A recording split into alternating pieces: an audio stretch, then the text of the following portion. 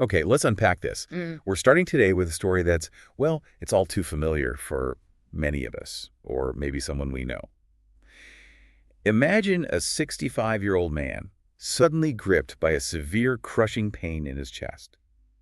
A pain so intense, it spread down his left arm up into his neck and just clenched his jaw. Oh, He'd had warnings before, those brief moments of chest discomfort when climbing stairs or maybe tending his garden, things that always ease with rest. right, that typical angina pattern. Exactly. That was angina, a critical signal of narrowed coronary arteries.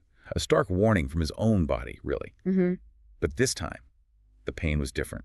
It was worse, more relentless. It struck spontaneously while he was just sitting, and it simply wouldn't stop. Yeah, that's the critical difference. No relief with rest. This, my friends, is the terrifying, unmistakable onset of a myocardial infarction, a heart attack. Right. Here, blood flow to a section of the heart muscle is suddenly and completely cut off. And, well, without oxygen, that vital cardiac muscle begins to die. It's devastatingly fast. It is, and it's a major cause of death globally. A stark reminder that understanding the intricate architecture of our bodies, right down to the tiniest blood vessel, the precise arrangement of a muscle fiber, the delicate pathways of a nerve, it isn't just an academic exercise. No, absolutely not. It's literally a matter of life and death every single day in every clinic and hospital around the world. You really have to know this stuff. What's truly fascinating here, and what immediately draws us in, is how this single urgent clinical scenario just plunges us into the complex, interconnected web of human anatomy. To truly diagnose this patient, to intervene effectively, and, potentially to save his life, a healthcare professional needs to understand so much more than just the heart. Right, it's not isolated. Not at all. They need to grasp its entire blood supply, the exact arrangement of its coronary arteries, the layers of its muscle, the nerves that fine-tune its rhythm, how pain signals are relayed. It's a lot. It is. And this raises an important question. How does one even begin to navigate such immense complexity? How do you build a mental map that is both comprehensive and, crucially, instantly accessible under pressure? Yeah, that's the challenge. Our deep dive today is precisely about providing you with that foundational understanding, the very language, the core principles, and the essential building blocks that elite professionals in the health sciences rely on every single moment. Okay. We're going to give you the blueprint, the shortcut, if you will, to mastering the intricate design of the human body, so you can truly understand not just what's happening, but why. Absolutely. And that's a powerful mission because this isn't just about passively receiving information, is it? No, it's about active understanding. This is about equipping you to think like an anatomist, to see the hidden connections. So buckle up because we're embarking on a meticulously detailed journey today. We're going from the resilient surface of the skin through the foundational structures that support and move us, all the way to the sophisticated world of medical imaging. Covering the whole spectrum. We'll be decoding the precise terminology, exploring the vital structures, and uncovering the dynamic systems that make you possible. Yeah. Our ultimate goal, to Right. arm you with the kind of knowledge that makes you feel truly well-informed, yes, but more than that, empowered. Empowered to understand the profound what and the intricate why behind the human machine, just like a seasoned professional would. Okay, before we can begin to explore the incredible landscape of the human body, we really need to learn its language. Absolutely phenomenal. It's like trying to navigate a bustling, complex city without a map, without street names, without a common way to describe directions. It'd be chaos, Total chaos. especially when quick decisions are needed. Right. Without that shared linguistic framework, communication would just devolve, especially when lives are on the line. Anatomy, at its core, is the science of the body's structure and its intricate relationship to function. Can't separate the two. And our specific focus today, clinical anatomy, it zeroes in on what health professionals absolutely need to know. Yeah. The macroscopic structure and function specifically as it relates to the precise demands of medical practice and other health sciences. And, this isn't merely about memorizing a list of foreign-sounding words. It's really not. It's about understanding how this precise terminology allows medical teams, whether they're in a trauma bay, an operating theater, or a diagnostic lab, to communicate accurately and universally. Universally is key, right? Exactly. Regardless of their native language or where they trained. Imagine trying to discuss an abnormal finding, pinpoint the exact location of an organ, or describe the precise borders of a tumor or a swelling without this universal code. Impossible. Misunderstandings would be inevitable. Completely. So this moves beyond just rote memorization to a true, functional, and deeply critical understanding of the body's geography. Think of anatomical terms as the universal GPS coordinates and specialized directions for the human body. It ensures everyone is not just on the same page, but looking at the exact same point on that page. That precision is paramount. And our very first critical coordinate in this universal system is the anatomical position. The starting point. Yeah, this is our standardized, unchanging reference point. A baseline posture designed to eliminate any ambiguity. Imagine a person standing perfectly erect, facing directly forward. Eyes forward. Right. With their upper limbs positioned by their sides and, critically, their palms directed forward. Palms forward, that's often forgotten but crucial. It is. Their lower limbs are together, with the soles of their feet flat on the ground and their toes pointing straight forward. Every single directional description, every term related to movement we'll discuss, stems from this single, unwavering baseline. And this seemingly simple pose is truly the Rosetta Stone for all anatomical communication. It provides a consistent, unchanging reference, regardless of how the actual patient might be positioned at any given moment.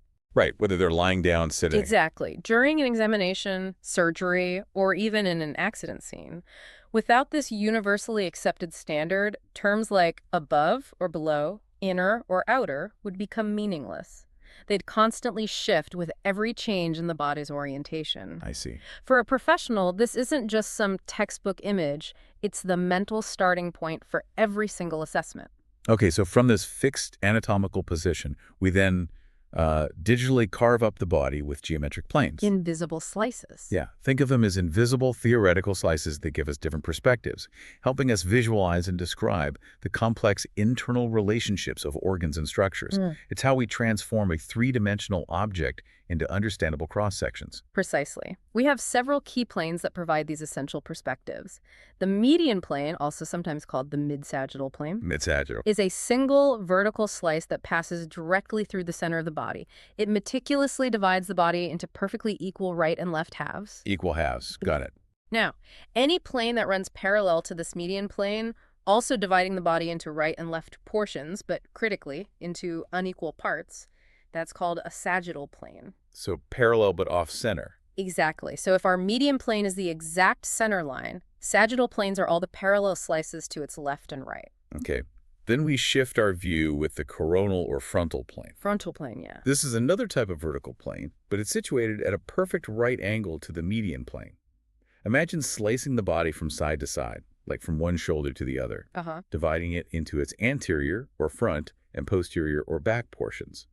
This gives us a crucial front-to-back perspective. And our third main plane, which lies at right angles to both the median and the coronal planes, is the horizontal plane. Okay, horizontal.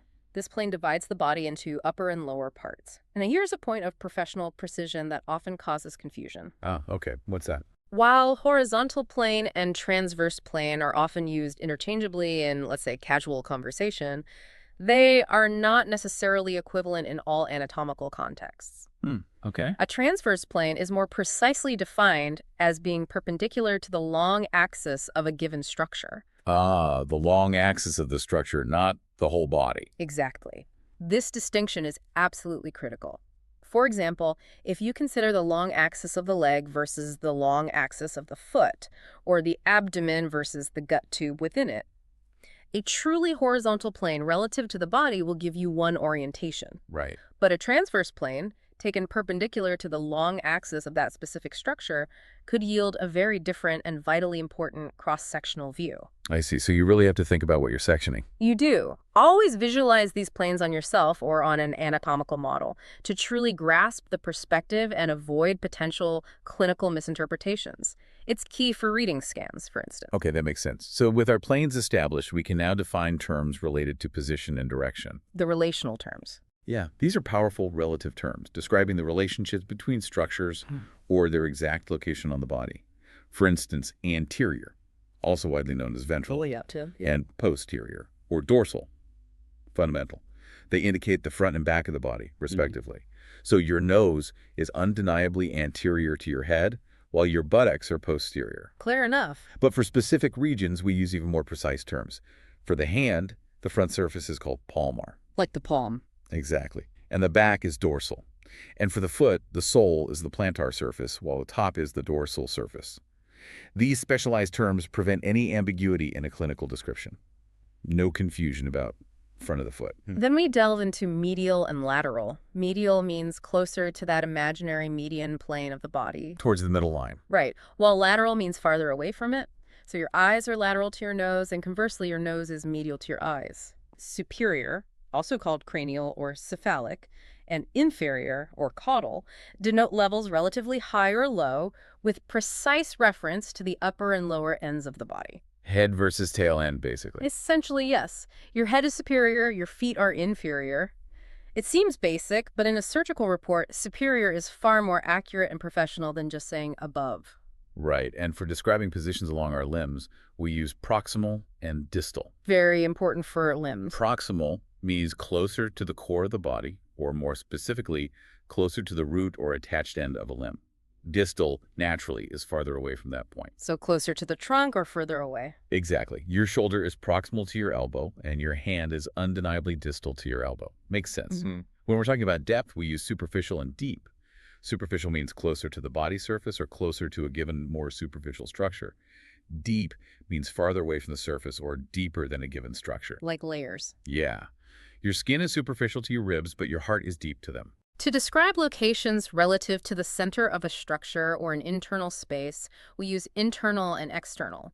Internal means inside the center, external means outside. Okay. The thoracic cavity is an internal space, for example, while your skin represents the body's external layer.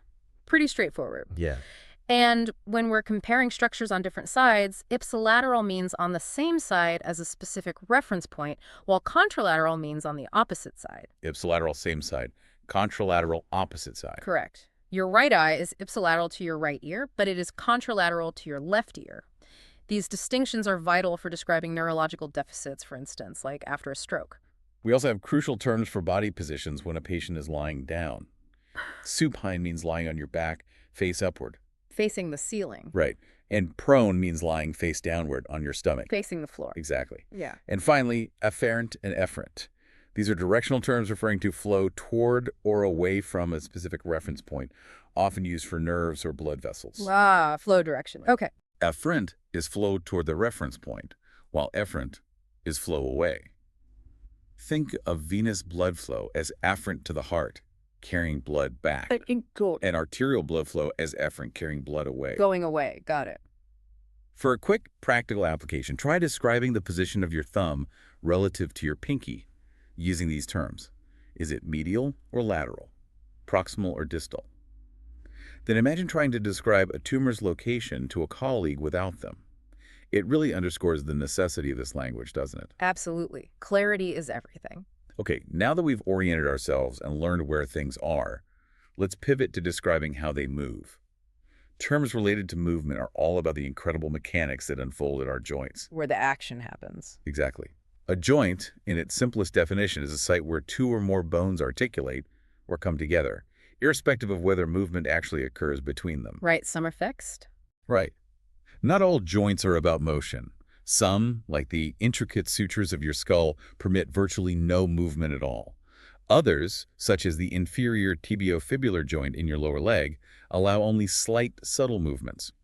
But the majority, like your remarkably mobile shoulder, are freely movable marvels of biomechanical engineering. The foundational movements often occur within a sagittal plane. Flexion is the movement where a joint angle decreases or the joint closes. Bending. Essentially, yes. For instance, flexing your elbow brings your forearm closer to your arm, effectively reducing the angle. Extension is the precise opposite. It's the movement that increases or opens the joint angle, straightening it out. Straightening. Flexion is typically an anterior movement and often represents a powerful anti-gravity action, generally directed toward the body's embryonic ventral aspect. However, and this is an important detail for professionals, in the knee joint, flexion is actually directed posteriorly. Ah, backwards at the knee. Okay, key exception. It is, a key exception to the general rule. And when we talk about the foot, we have specialized terms. Dorsiflexion and plantar flexion. Specific to the ankle. Right. Dorsiflexion is like extension, lifting the top of your foot superiorly, bringing your toes closer to your shin. Toes up. Plantar flexion, akin to flexion, moves the sole of your foot inferiorly, like when you stand in your tiptoes. Pointing your toes down. Exactly. While you might occasionally hear lateral flexion used to describe a sideways bending of the trunk, for movement away from the midline of the coronal plane, the more precise and universally accepted term is abduction. Indeed, abduction is any movement away from the midline of the body or away from the axis of a limb. Conversely, adduction is movement precisely toward the midline or toward the axis of a limb. Abduct away. Adduct toward, like adding it back to the body. That's a good mnemonic. Imagine raising your entire arm directly out to the side, away from your body. That's abduction of the arm. Bringing it back to your side is adduction. Interestingly, for the fingers and toes, abduction means spreading them apart, and adduction means drawing them together towards an imaginary midline of the hand or foot itself. Then there's rotation, which is the precise movement of a body part around its own long axis, with minimal displacement through space. Twisting. Kind of, yeah. Right. We further specify this. Medial or internal rotation means the anterior surface of the part faces medially or toward the midline. Turning inwards. Lateral or external rotation means the anterior surface of the part faces laterally away from the midline. Turning outwards. Think about rotating your arm at the shoulder, turning your palm inward or outward. That's medial and lateral rotation at play. Circumduction is a truly fascinating and complex movement. It's really a combination of flexion, extension, abduction, adduction, and rotation. All of them together. Wow. Pretty much. When these movements combine, they don't simply create a circular path, but a cone-like path. The joint's proximal articular cavity acts as the apex of the cone, and the distal end of the limb segment sweeps around at the base. Like drawing a circle in the air. Exactly. Your shoulder joint provides an excellent, vivid example of circumduction in action, allowing for that wide, sweeping range of motion. And now we arrive at pronation and supination. These are special, highly specific movements primarily of the forearm, involving the radius bone moving around the ulna. Forearm rotation. Right. Pronation turns your forearm medially so that your palm faces posteriorly, or if your elbow is flexed, your palm faces downward, like pouring soup out prone. Palm down. Supination is the precise opposite. It turns your forearm laterally from the pronated position so that your palm faces anteriorly, or if your elbow is flexed, your palm faces upward, like holding a bowl of soup to supine. Palm up. Yeah. These movements are actually complex combinations of rotation and circumduction. Now, this is where it gets really interesting and highlights the critical need for anatomical precision for any professional. Okay. Some texts or common usage might refer to pronation and supination of the ankle and foot. However, but it's different. very different clinically.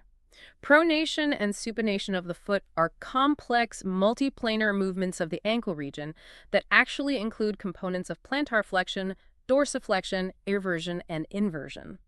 These foot movements are biomechanically very different from the forearm movements, despite sharing the same terminology. Wow. And they should absolutely not be confused with each other by an elite professional. This distinction is a perfect, striking example of why precision in anatomical language isn't just an academic nicety, but a clinical imperative. Getting this wrong could lead to misdiagnosis or incorrect treatment, especially in biomechanics or orthopedics. That's a great point. Okay, we also have protraction, which is the movement of a body part forward, and retraction, the movement of it backward. Forward and back. Yeah, think of jutting your jaw forward in a defiant expression. That's protraction of the mandible. Pulling it back is retraction. The same terms apply to the forward and backward gliding motion of your scapula across your rib cage. A final, yet critical, note on anatomical terminology concerns eponyms. Names based on people. Exactly, terms named after people, like the foramen of Winslow. While they are still commonly used in many clinical settings due to historical precedent, official anatomical terminology, specifically the internationally recognized Terminologic Anatomica, strongly advises against them. Why is that? Well, the reason is twofold and deeply practical for professionals. First, eponyms convey absolutely no intrinsic information about the structure itself, making them harder to learn and less intuitive. Foramen of Winslow tells you nothing about where it is or what goes through it. True. Furthermore, they are often historically misleading, as the person honored didn't always make the first or most accurate description. So, to truly embrace and contribute to current official scientific terminology, we should all strive to avoid eponyms whenever possible and actively reverse this long-standing trend. It's really about clarity and accuracy above historical homage. Okay, with our precise vocabulary in hand, let's now begin to build our understanding of the human body. We're talking basic anatomy, yes, but at a level of detail that provides the minimal yet essential knowledge to truly grasp the body's overall structure and function. This is about that professional mastery. Building the foundation. Exactly. And what more foundational place to start than the largest organ of the body? A living, breathing barrier that protects us from the world. The skin. The skin, often taken for granted, is so much more than just a simple covering. It's an incredibly complex, multi-layered organ. A dynamic fortress protecting us from environmental threats, regulating our temperature, providing critical sensory input. It does a lot. It really does. Yeah. Anatomically, it's primarily divided into two main parts. The superficial, outermost layer, which is the epidermis, and the deeper, robust layer beneath it, the dermis. Epi meaning upon, dermis meaning skin. Right. The epidermis itself is a stratified epithelium, meaning it's composed of multiple layers of cells that constantly mature and flatten as they migrate from the deeper layers to the surface, where they eventually flake off. Constant turnover. Yeah. This outer layer is remarkably thick on the palms of your hands, and the soles of your feet area is subjected to constant friction and pressure, allowing it to withstand significant wear and tear. Conversely, it's much thinner, more protected areas, like the anterior surface of your arm. Beneath this dynamic epidermis lies the dermis. This is a much denser and more complex layer, primarily composed of dense connective tissue. The true skin. Kind of, yeah. What makes the dermis so vital is its rich vascularity. It contains an extensive network of blood vessels, lymphatic vessels, and nerves. These vessels are crucial for nourishing the overlying epidermis, which itself is avascular. No blood vessels in the epidermis itself. Correct. And also for immune surveillance. The dermis's thickness varies significantly across the body. It's generally thinner on the anterior surface than the posterior, and a noteworthy detail for clinicians is that it's typically thinner in women than in men. This impacts things like surgical incisions and healing. Interesting. This dermis is then anchored to the underlying deep fascia, or in some cases directly to bones, by the superficial fascia, which is also known as the subcutaneous tissue, and this is where fat often accumulates. And have you ever noticed those distinct skin creases? They're not just random wrinkles, are they? No, they're functional. These are folds of skin, most prominently seen over joints like those in your hands. At these specific sites, the skin is characteristically thinner and is firmly tethered to the underlying structures by strong, dense bands of fibrous tissue. Holding it down. Yeah. This firm attachment ensures that the skin moves synchronously with the joint, preventing it from bunching up or interfering with movement. It's a subtle but vital anatomical adaptation. Beyond its primary layers, the skin also boasts a collection of remarkable appendages. These are structures that extend from its surface and play crucial, diverse roles in protection, sensation, and thermoregulation. Like nails and hair. Exactly. First, consider our nails, those resilient keratinized plates found on the dorsal surfaces of the tips of our fingers and toes. Each nail has a proximal edge, the root, and is surrounded by protective nail folds. The underlying skin is the nail bed, which is richly vascular, giving the nail its pinkish hue. Then we have hair follicles. These aren't just surface features, but invaginations of the epidermis that burrow deep into the dermis. Little pockets. Yeah. They're typically obliquely oriented to the skin surface, giving hair its characteristic angle. The expanded, deepest part of each follicle is the hair bulb, which penetrates even deeper into the dermis and contains a small concavity. This concavity is occupied by a highly vascular connective tissue structure known as the hair papilla. This provides the nutrients necessary for hair growth. Attached to each follicle is a small, specialized band of smooth muscle, the erector pili muscle. The goosebump muscle. Exactly. This muscle connects the undersurface of the hair follicle to the more superficial dermis. It's innervated by sympathetic nerve fibers, meaning its actions are involuntary. Right. You don't choose to get goosebumps. Nope. When this muscle contracts, typically in response to cold or fright, it pulls the hair into a more vertical position, causes compression of the adjacent sebaceous gland to release sebum, and creates that familiar texture we call goose flesh or goosebumps. While hair is distributed widely, certain areas are notable for being hairless. The lips, the palms, the soles, the glands, penis, etc. Closely associated with these hair follicles are the sebaceous glands. Oil glands. Right. These glands, typically situated on the undersurface of the hair follicles within the dermis, secrete an oily material known as sebum. Sebum's primary vital role is twofold. It preserves the flexibility and pliability of the emerging hair shaft, preventing it from becoming brittle. Keeps hair from drying out. And it also oils the surface epidermis around the mouth of the follicle, contributing to the overall suppleness and moisture retention of our skin. And finally, we have sweat glands. These are long, spiral tubular glands, widely distributed over most of the body surface, with a few notable exceptions like the red margins of the lips, the nail beds, and the glans penis or clitoris. Pretty much everywhere else, though. Pretty much. They extend through the full thickness of the dermis, and their deepest extremities can even reach into the superficial fascia, making them the most deeply penetrating structures of all the epidermal appendages. Their function in thermoregulation and waste excretion is, of course, critical for maintaining homeostasis. Like any complex system, our skin and its appendages can encounter clinical challenges, making this detailed anatomical knowledge crucial for diagnosis and treatment. For instance, skin infections are remarkably common in areas like nail folds, hair follicles, and sebaceous glands. Easy entry points for bacteria. Exactly. These provide natural entry points for pathogens, most notably Staphylococcus aureus. An infection that develops between the nail and its surrounding fold is specifically termed paronychia. Painful. Very. A localized infection of a hair follicle and its associated sebaceous gland is known as a boil, or furuncle. And a carbuncle is a more severe, deeper staphylococcal infection that often starts in a group of adjacent hair follicles and extends into the superficial fascia, often seen on the nape of the neck. Another frequent clinical issue is a sebaceous cyst. This forms due to an obstruction of a sebaceous duct, perhaps from trauma like comb damage or a localized infection. Blocked oil gland. Essentially, yes. These are most frequently found on the scalp. Interestingly, during shock, a patient's skin often becomes strikingly pale and exhibits pronounced goose flesh. Why is that? It's a direct consequence of overactivity of the sympathetic nervous system. This causes intense vasoconstriction of the dermal arterioles, diverting blood away from the surface, and simultaneous contraction of those erector pili muscles we talked about. So it's a physiological response. Exactly. And this subtle yet vital clinical sign provides important diagnostic information about the patient's circulatory status. The extent of skin burns is anatomically critical, as the depth of the burn directly dictates its healing potential. A partial thickness burn, which affects only the epidermis and maybe the superficial dermis. Still has some skin appendages intact. Right. It can typically heal from the epithelial cells remaining in the hair follicles, sebaceous glands, and sweat glands, as well as from the unburned edges. However, deep burns that extend beyond the depth of these epidermal appendages, they heal much slower, solely from the edges of the wound. Leading to scarring and contracture. Exactly, which leads to significant contracture as the wound closes.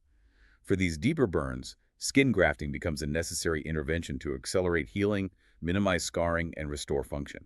And within skin grafting, professionals distinguish several types based on the layers taken.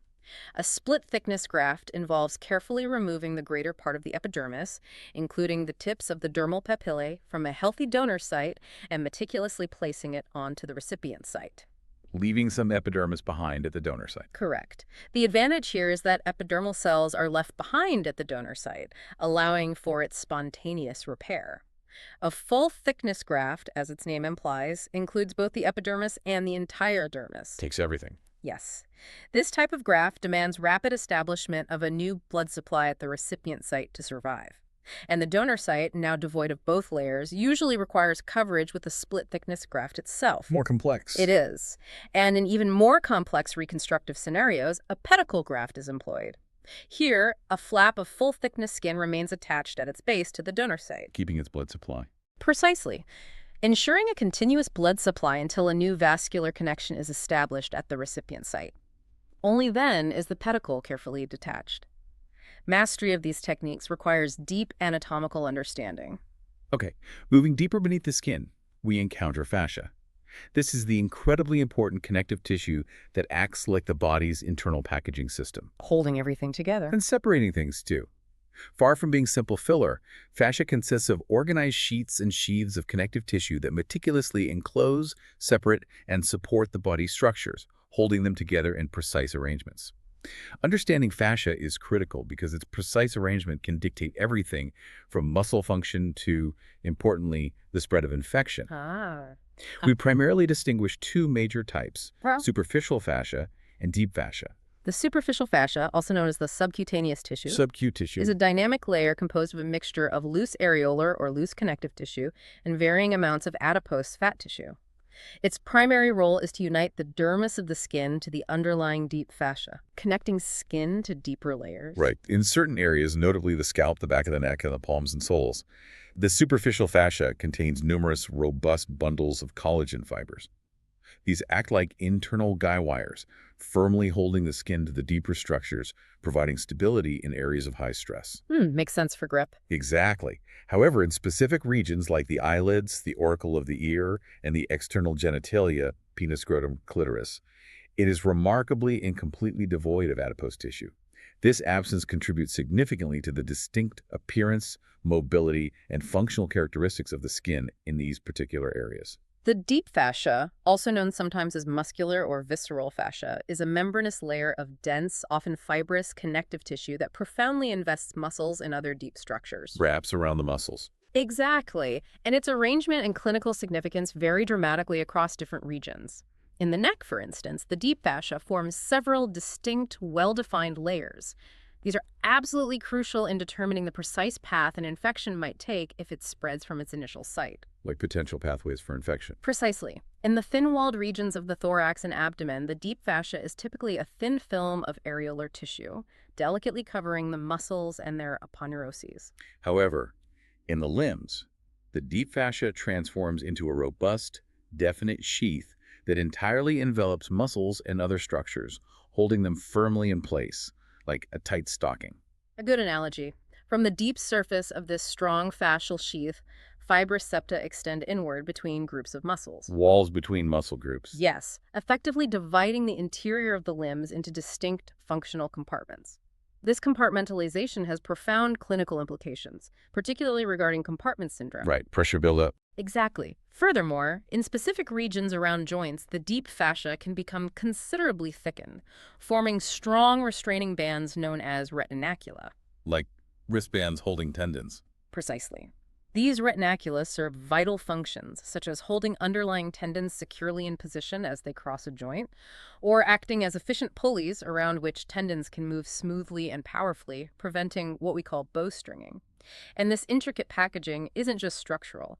It has very real, life-saving implications for professionals in understanding and managing disease. The role of fasciae in infection is a paramount clinical consideration. Knowing where infection might spread. Exactly. An in-depth knowledge of the precise arrangement of deep fascia is indispensable for explaining the exact path an infection takes. Consider the neck again. Understanding these various fascial planes is essential for accurately predicting how a virulent infection might extend from, say, the floor of the mouth down to the larynx, or even track from the base of the skull all the way into the thoracic cavity, potentially leading to mediastinitis. Which is very serious. Extremely serious, potentially life-threatening. So it's not just packaging, it's a detailed internal roadmap for disease spread that clinicians absolutely must master. Okay, let's move to the bone, our sturdy framework. But our skeleton is far more than just a rigid, static structure, isn't Not it? at all. It's a dynamic, living tissue that constantly adapts and remodels itself in response to mechanical stresses. Living tissue, right? Bone, as a specialized form of connective tissue, is composed of cells, osteocytes, osteoblasts, osteoclasts, intricate fibers, primarily collagen, and a mineralized extracellular matrix. It achieves its characteristic hardness from the calcification of this matrix, primarily with calcium phosphate. That's what makes it hard. Right. But it also retains a remarkable degree of elasticity thanks to its abundant organic fibers, the collagen. Bone serves multiple, absolutely vital functions. Paramount among these is protection, shielding delicate internal organs like the brain by the skull, the spinal cord by the vertebrae, and the thoracic and upper abdominal viscera by the ribs and sternum. It also acts as robust levers for movement, especially the long bones of the limbs, which transmit forces generated by muscles. Makes movement possible. Right. And bone is a critical storage area for essential calcium salts and other minerals, playing a central role in mineral homeostasis. And internally, within its protected cavities, it houses and safeguards the delicate blood-forming bone marrow, the site of hematopoiesis. Every professional needs to appreciate this dynamic nature of bone. Covering nearly all external bone surfaces, with the crucial exception of the articulating surfaces within joints, is a thick, highly vascular, fibrous layer called the periosteum. Peri meaning around, osteum meaning bone. Exactly. This periosteum has an abundant vascular supply, which is absolutely crucial for nourishing the outer layers of compact bone and playing a key role in bone repair and growth. Its deeper surface contains specialized cells called osteogenic cells, involved in both new bone formation and repair. So it helps bones heal. Immensely. The periosteum is particularly well united to the underlying bone, where muscles, tendons, and ligaments attach, through strong bundles of collagen fibers known as Sharpie's fibers that effectively weave into the bone matrix. Furthermore, it receives a rich nerve supply, making it exceptionally sensitive to trauma. That's why broken bones hurt so much. A big part of it, yes. That acute, intense pain with fractures, or even just bruises on the bone. Bone itself exists in two main forms, each adapted for specific mechanical properties, right? Correct. Compact bone, often referred to as cortical bone, appears as a dense, solid mass. It forms the outer shell of most bones and the shafts of long bones, providing immense strength and rigidity. The hard outer layer. Yes. In contrast, cancellous bone, also known as spongy or trabecular bone, consists of a branching, interconnected network of thin, bony spicules called trabeculae. The spongy inside part. Right.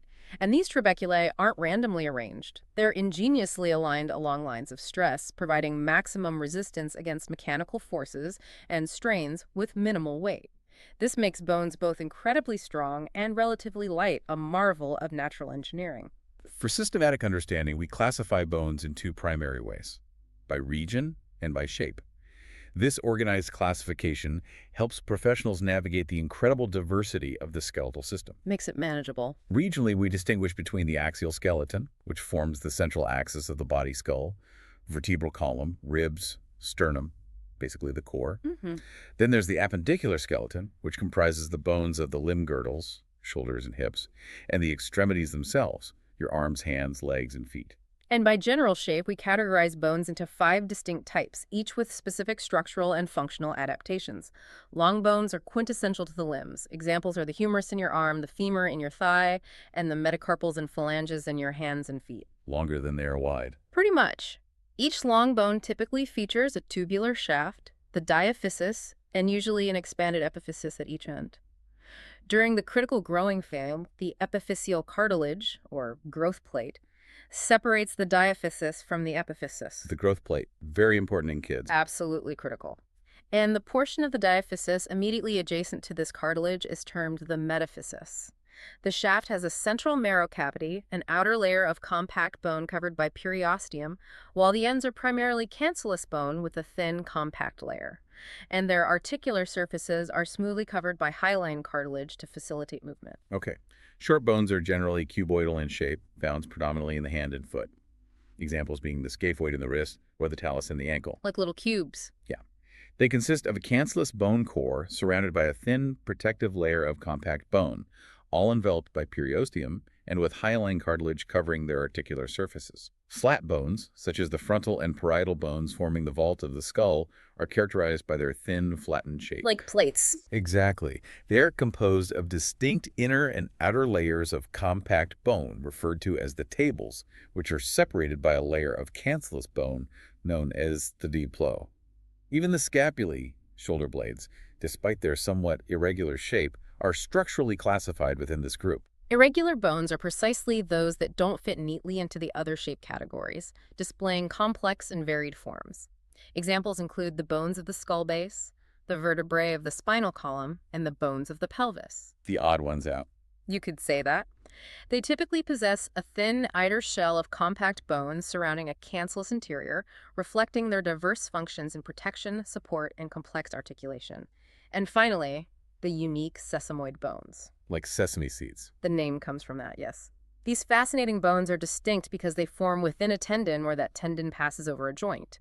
The greater part is usually buried within the tendon with its free surface covered in cartilage. The largest and most well-known example is the patella, or kneecap. Right, in the quadriceps tendon. Exactly, embedded within the quadriceps femoris tendon. Other, smaller sesamoid bones are commonly found in the tendons of the thumb and great toe.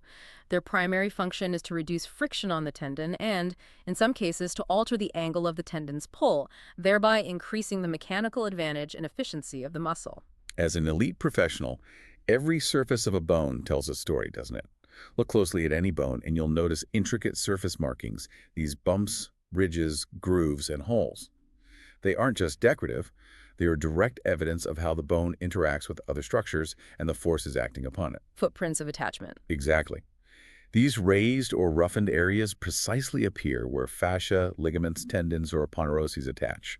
They aren't present at birth, but typically begin to appear at puberty, becoming progressively more pronounced and distinct with age and activity.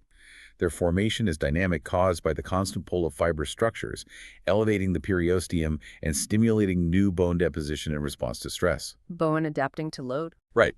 So when examining a bone, a true anatomist should always ask probing functional questions. Is this a right or left bone?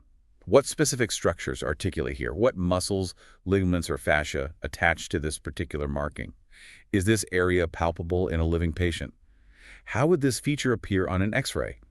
And most critically, what nerves or vessels are in close proximity, making it clinically relevant? This approach transcends simple identification. It's about deep functional and clinical correlation.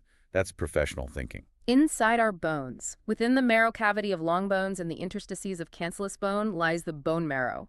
This is a truly fascinating and dynamic tissue that undergoes significant transformation throughout life. Red versus yellow marrow. Exactly. At birth, all the bone marrow in your body is red marrow, meaning it is actively hematopoietic, serving as the primary site for the formation of all blood cells. However, with advancing age, this intense blood-forming activity gradually diminishes, and the red marrow is progressively replaced by yellow marrow, which is primarily composed of adipose or fat tissue. Fat replaces the blood-forming cells. Largely, yes. This conversion typically begins distally in the limbs around age 7 and proceeds proximally. Consequently, in adults, red marrow, the hematopoietic powerhouse, is largely restricted to the bones of the skull, the vertebral column, the thoracic cage, ribs and sternum, the girdle bones, shoulders and hips, and the heads of the humerus and femur. This age-dependent distribution is clinically relevant for things like bone marrow biopsies and understanding blood disorders. And how do bones actually form in the first place? It's a remarkable journey that typically follows one of two primary developmental pathways, right? From membranes or from cartilage. Correct. Each leading to distinct adult bone structures and having unique clinical implications. The first is membranous formation, also known as intramembranous ossification.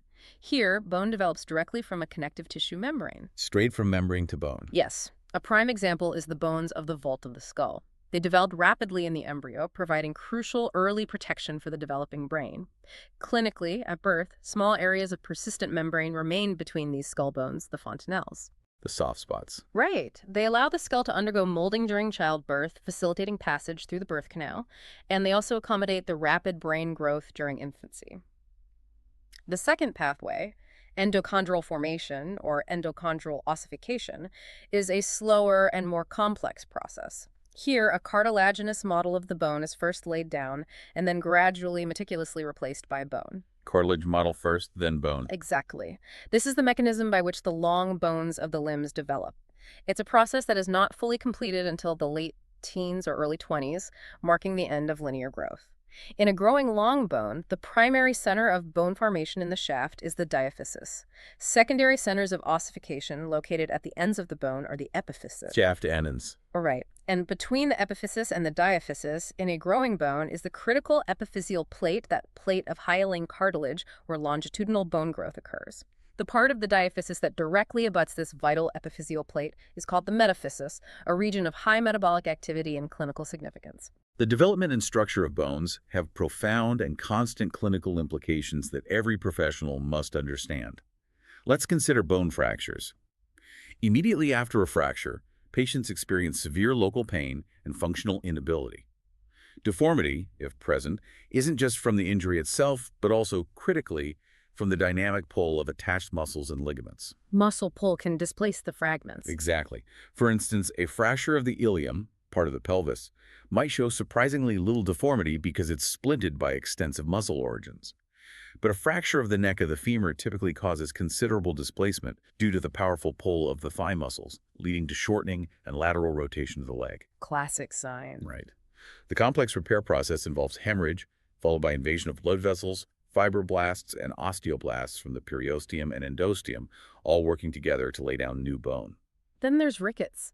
This is a debilitating condition in children resulting from defective mineralization of the cartilage matrix in growing bones. Lack of vitamin D, usually. Often, yes, or calcium deficiency. This leads to an excess of unmineralized cartilage and characteristic widened epiphyseal plates. Because the matrix is soft and poorly mineralized, it bends under normal weight-bearing stress, causing severe deformities. Like bowed legs. Exactly. Enlarged costochondral junctions, rachitic rosary, bowed lower limb long bones, frontal bossing of the skull, significant pelvic deformities. It highlights the absolute necessity of proper mineralization during bone development. And crucially, epiphyseal plate disorders. These are pathologies that uniquely affect children and adolescents, precisely because these cartilaginous plates are solely responsible for the longitudinal growth of bones. Only happens while you're growing. Right. Trauma, infection, dietary deficiencies, abnormal exercise patterns, endocrine disorders, all can profoundly disturb the normal growth process of this hyaline cartilage plate. This can potentially lead to severe deformity and long-term loss of function. Specific examples. Sure. A slip of the proximal femoral epiphysis, SEFE, is often triggered by mechanical stress or excessive loads on a hip.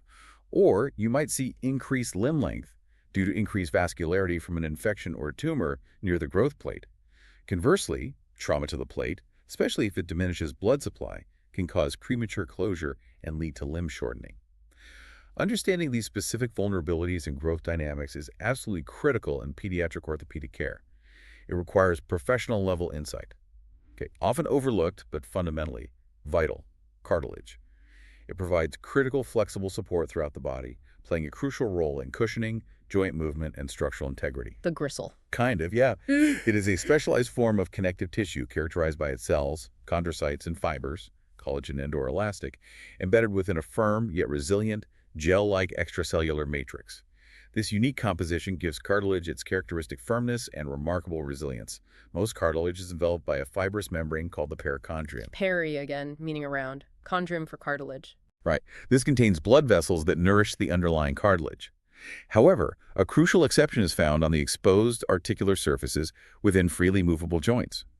Here, cartilage needs to be smooth and avascular for frictionless movement. No blood supply on the joint surfaces. Correct. Over time, particularly in later life, cartilage can undergo degenerative changes, calcifying or even ossifying, causing it to lose some of its inherent flexibility and resilience. For professionals, it's essential to distinguish between the three primary types of cartilage. Each has distinct properties, unique locations, and significant clinical implications. First, hyaline cartilage. The most common type. Yes. Characterized by a high proportion of amorphous matrix where its delicate collagen fibers are difficult to discern because they have a similar refractive index. Hyaline cartilage plays a truly crucial role in the growth in length of long bones. Those epiphyseal plates are hyaline cartilage. Yeah. It also provides exceptional resistance to wear and covers the articular surfaces of nearly all synovial joints, ensuring smooth, low-friction movement. However, and this is profoundly significant, clinically hyaline cartilage is incapable of repair when fractured or damaged. Doesn't heal well. It doesn't heal with new hyaline cartilage. Any defect or lesion is ultimately filled with fibrous tissue, not new hyaline cartilage, which has different biomechanical properties. That's huge for joint injuries. Okay. Next, we have fibrocartilage. Tougher stuff. Yeah. This type is distinguished by its abundance of robust collagen fibers, clearly visible and densely packed within a smaller amount of matrix. This gives it considerable tensile strength and resistance to compression. You'll find fibrocartilage in important structures subjected to high stress and shock absorption. Like knee menisci. Exactly. The discs within certain joints, notably the temporomandibular joint, TMJ, the sternoclavicular joint, and most famously, the menisci, articular discs, of the knee joint. It also forms the articular surfaces of the clavicle and mandible. Like hyaline cartilage, if damaged, fibrocartilage repairs slowly, similar to fibrous tissue healing. But a critical clinical caveat: joint discs, particularly in the knee, have a very poor blood supply.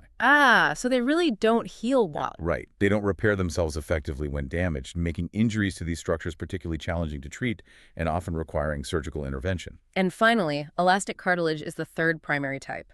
As its name suggests, this cartilage is characterized by the presence of large numbers of highly flexible elastic fibers embedded within its matrix. This imparts exceptional flexibility and resilience. Where do we find this? You'll find this type in structures requiring significant flexibility and the ability to return to their original shape after bending.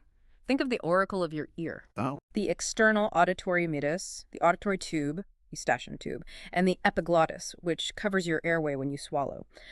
Like hyaline cartilage, if elastic cartilage is damaged, it repairs itself primarily with fibrous tissue, not specialized elastic cartilage. This again highlights the limited regenerative capacity of most cartilaginous tissues. Professionals need to know these limitations. From the flexible yet somewhat fragile world of cartilage, we now transition to the pivotal points of our bodies. The joints. The hinges and pivots. Exactly. These are the ingenious sites where bones meet, enabling everything from the slightest, almost imperceptible nod of your head to the powerful, full-blown Olympic sprint. For a professional, understanding joints is understanding movement, stability, and the myriad ways they can go wrong.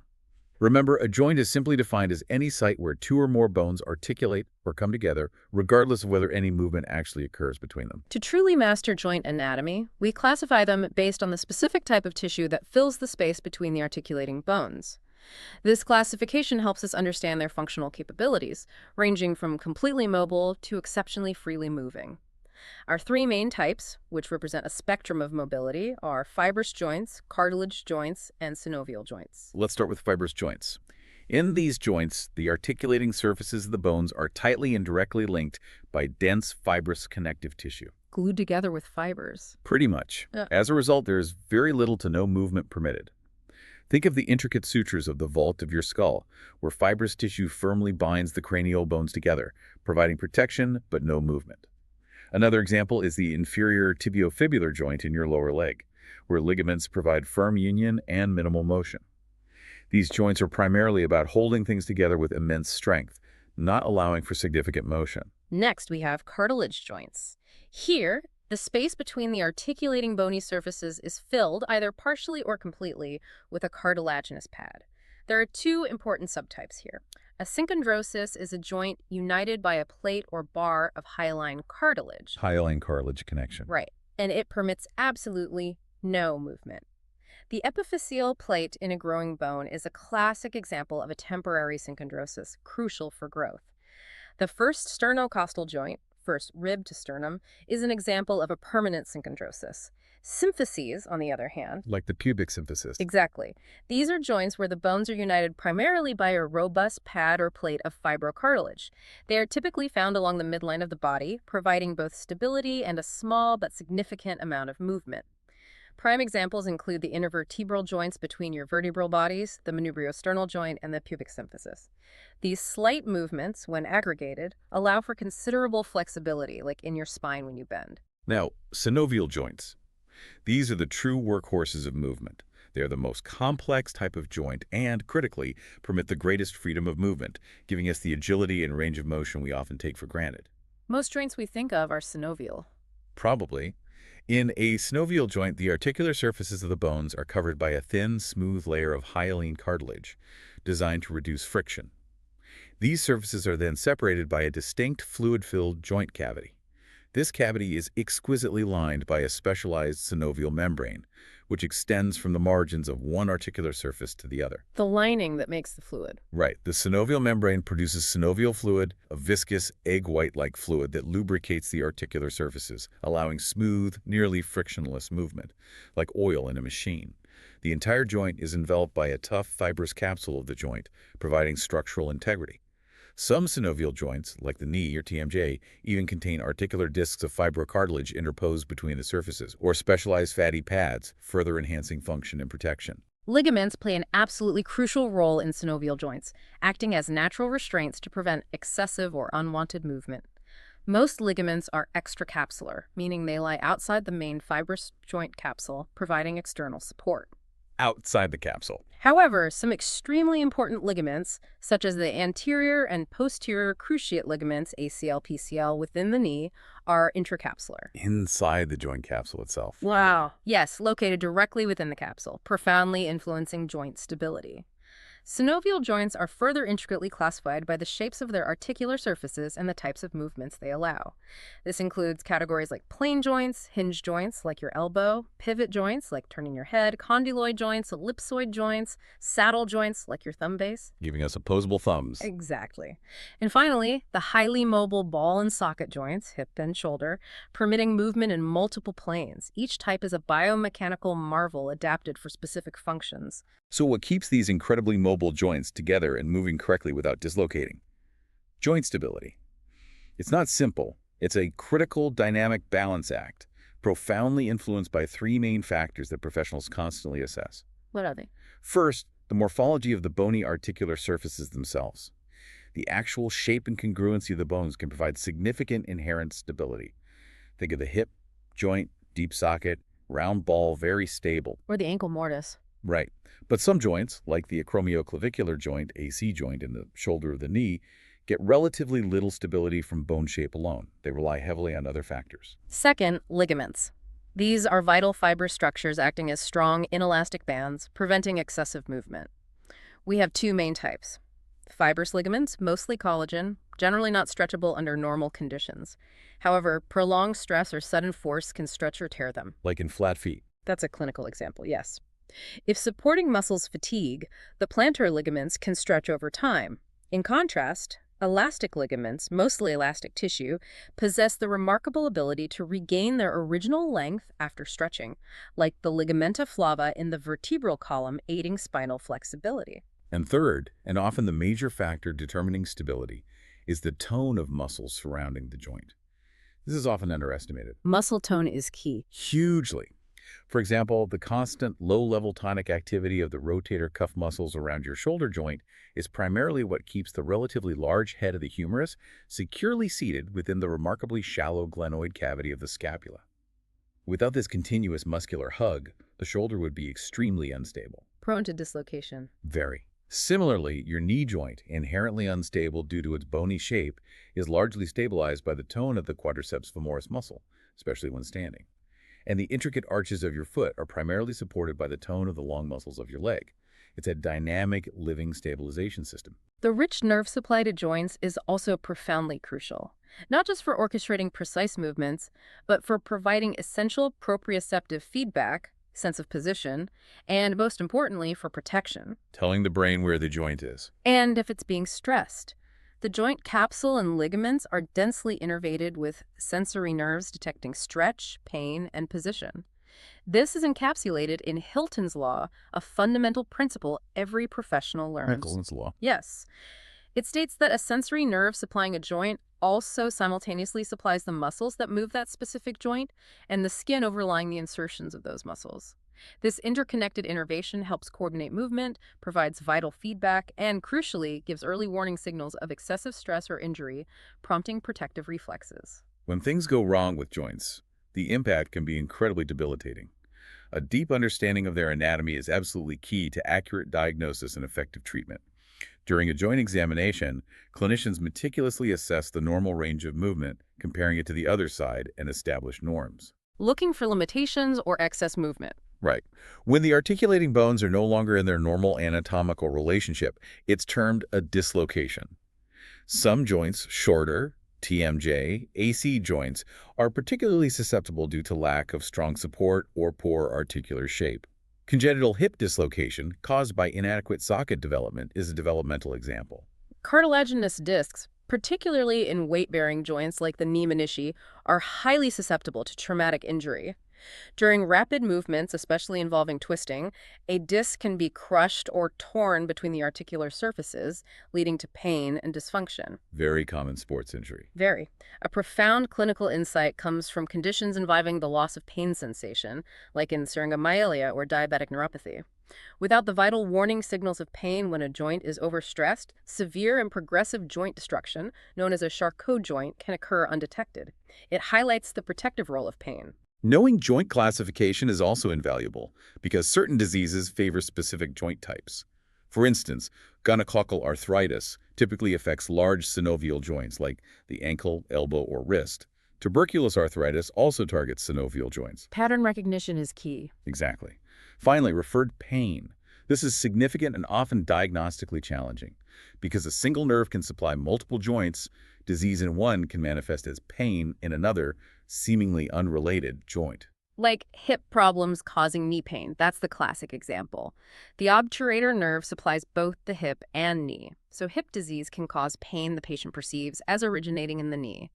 It's critical for accurate diagnosis and avoiding missing the primary problem. A real professional pitfall if you're not aware. Okay, stepping back slightly from the joint cavity, let's focus specifically on ligaments. These are the strong, fibrous ropes essential for lashing our bones together at joints. Providing stability. Right. Essentially, a ligament is a dense cord or band of fibrous connective tissue uniting two or more structures, typically bones at a joint, providing crucial stability and limiting excessive movement. Professionals distinguish two primary types based on composition and properties: fibrous ligaments and elastic ligaments, Collagen versus elastin-based. primarily. Most fibrous ligaments are predominantly dense bundles of collagen. These are, under normal conditions, not stretchable. Think of the incredibly strong iliofemoral ligament of the hip or the collateral ligaments of the elbow.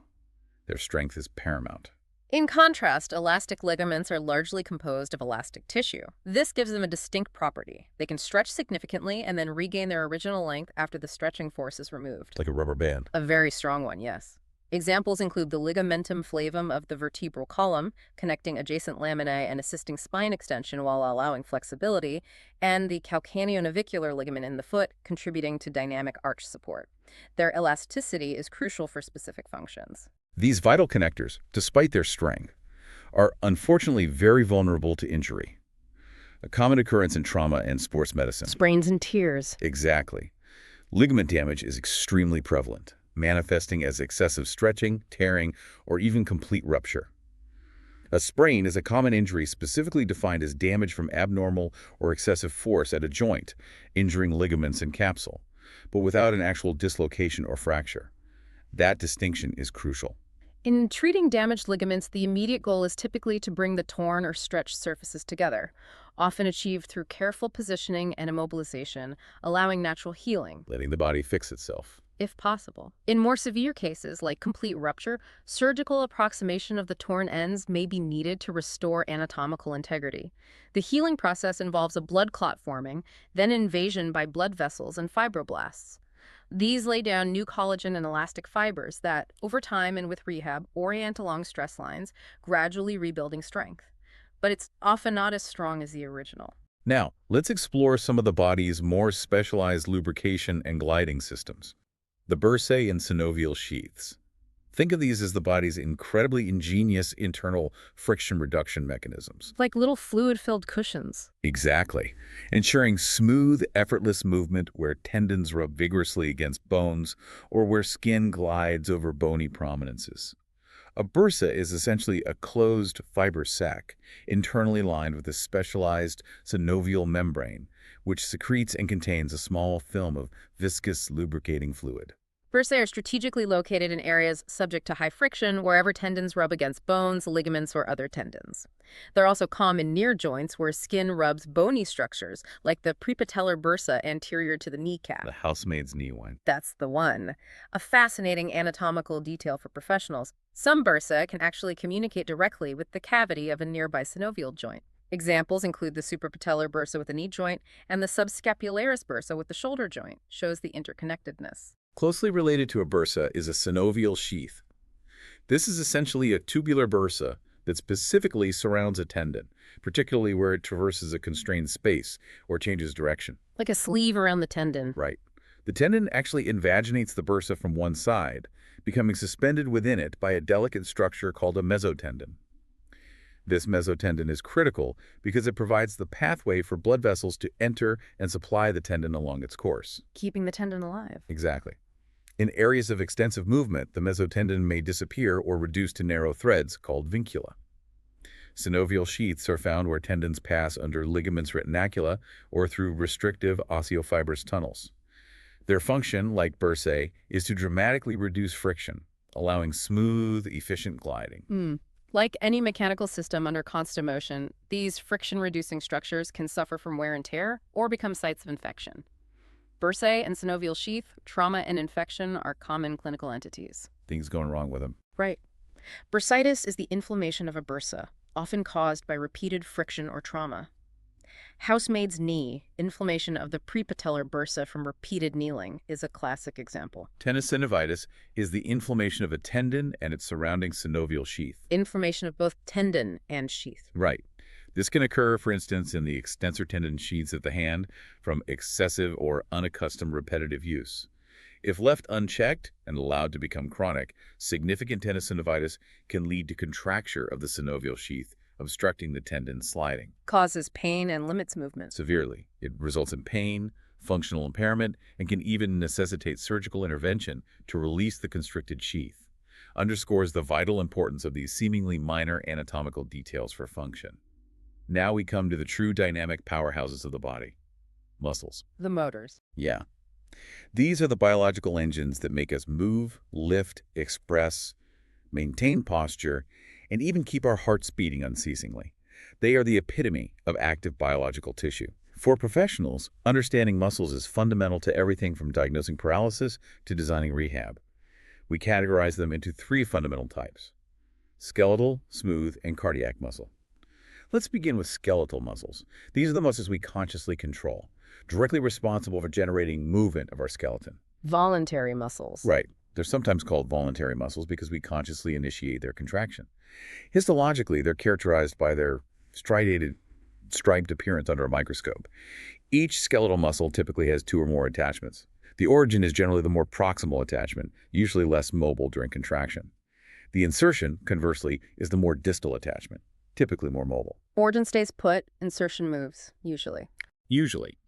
When a muscle contracts, the insertion is usually drawn proximally toward the origin. But it's crucial for professional understanding that these terms are relative. Mobility can be reversed depending on the action, like doing a pull-up.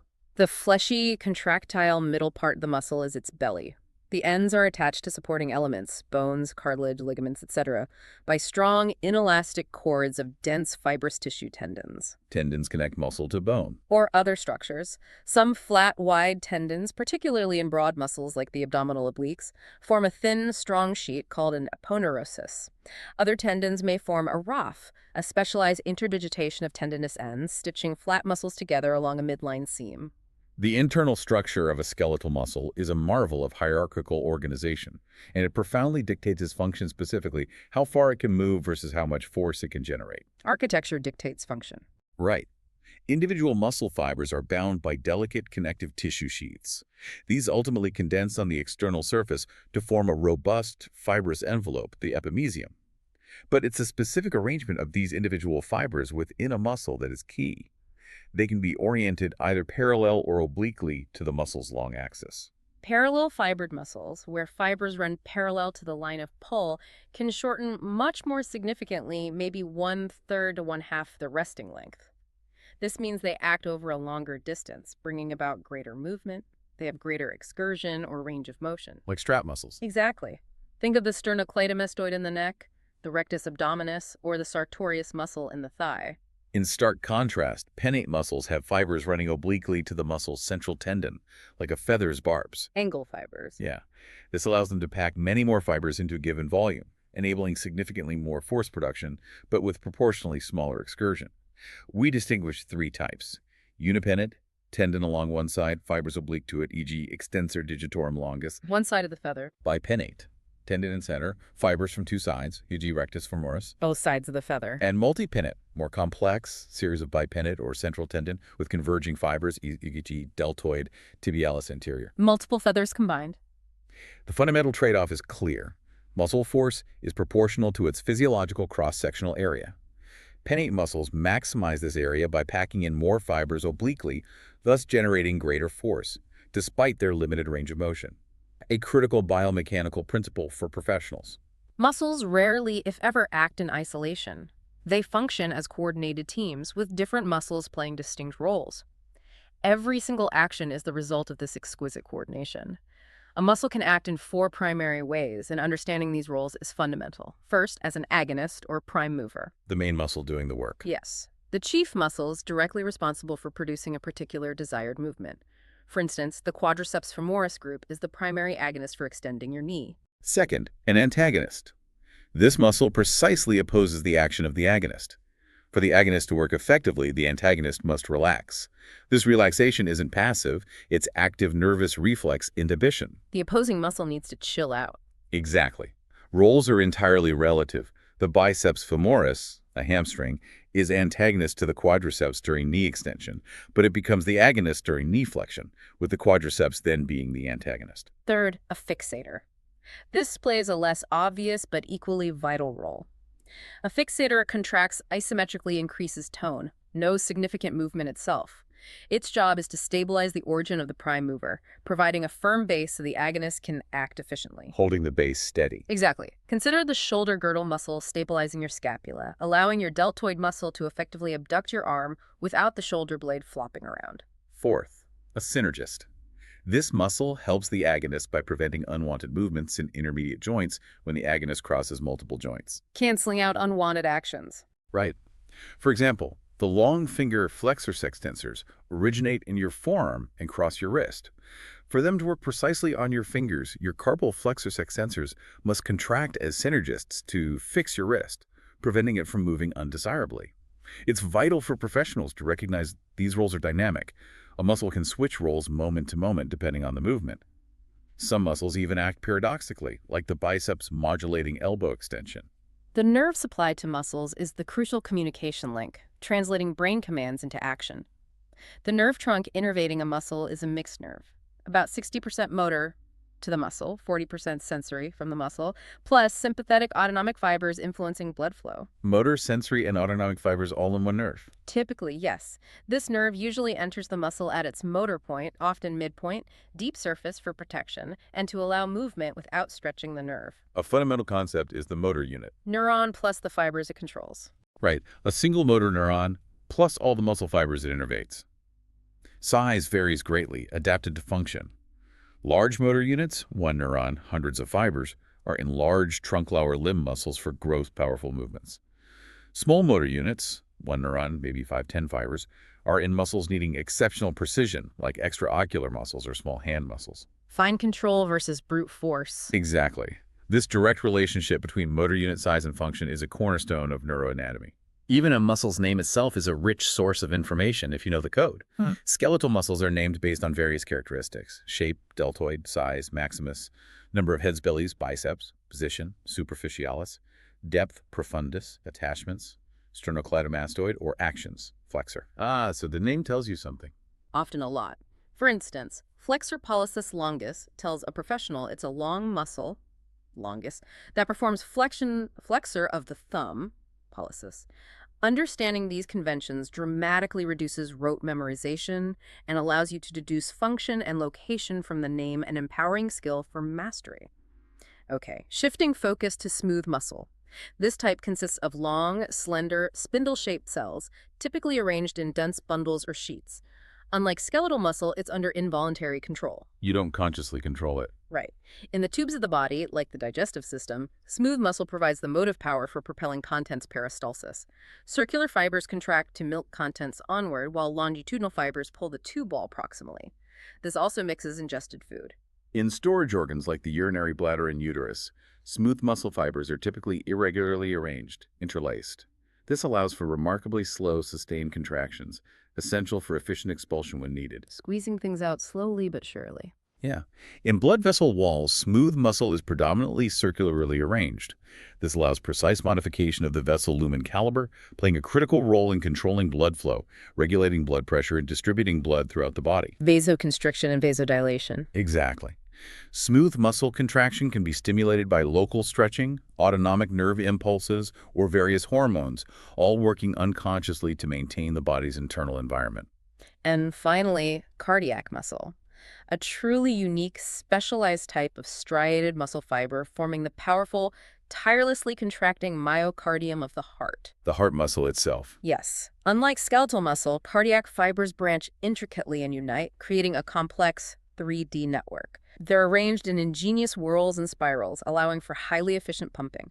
A defining property is its intrinsic ability for spontaneous rhythmic contraction, even without nervous input. Beats on its own. Fundamentally, yes. Specialized cardiac fibers form the heart's conducting system, ensuring synchronized beats. It's also richly supplied by autonomic nerve fibers, terminating in the nodes and myocardium, serving to fine-tune the rate and force of the heart's unceasing, life-sustaining rhythm. Understanding muscle function and dysfunction is absolutely key to clinical assessment and diagnosis. Muscle tone, for example, is crucial. If a muscle is flaccid, limp, lost tone, it indicates an interruption in the reflex arc, maybe a severed nerve or a condition like polio affecting motor neurons. No signal getting through. Conversely, a hypertonic muscle, abnormally increased tone, could suggest a lesion involving higher motor neurons in the spinal cord or brain. Problem higher up in the CNS. Right.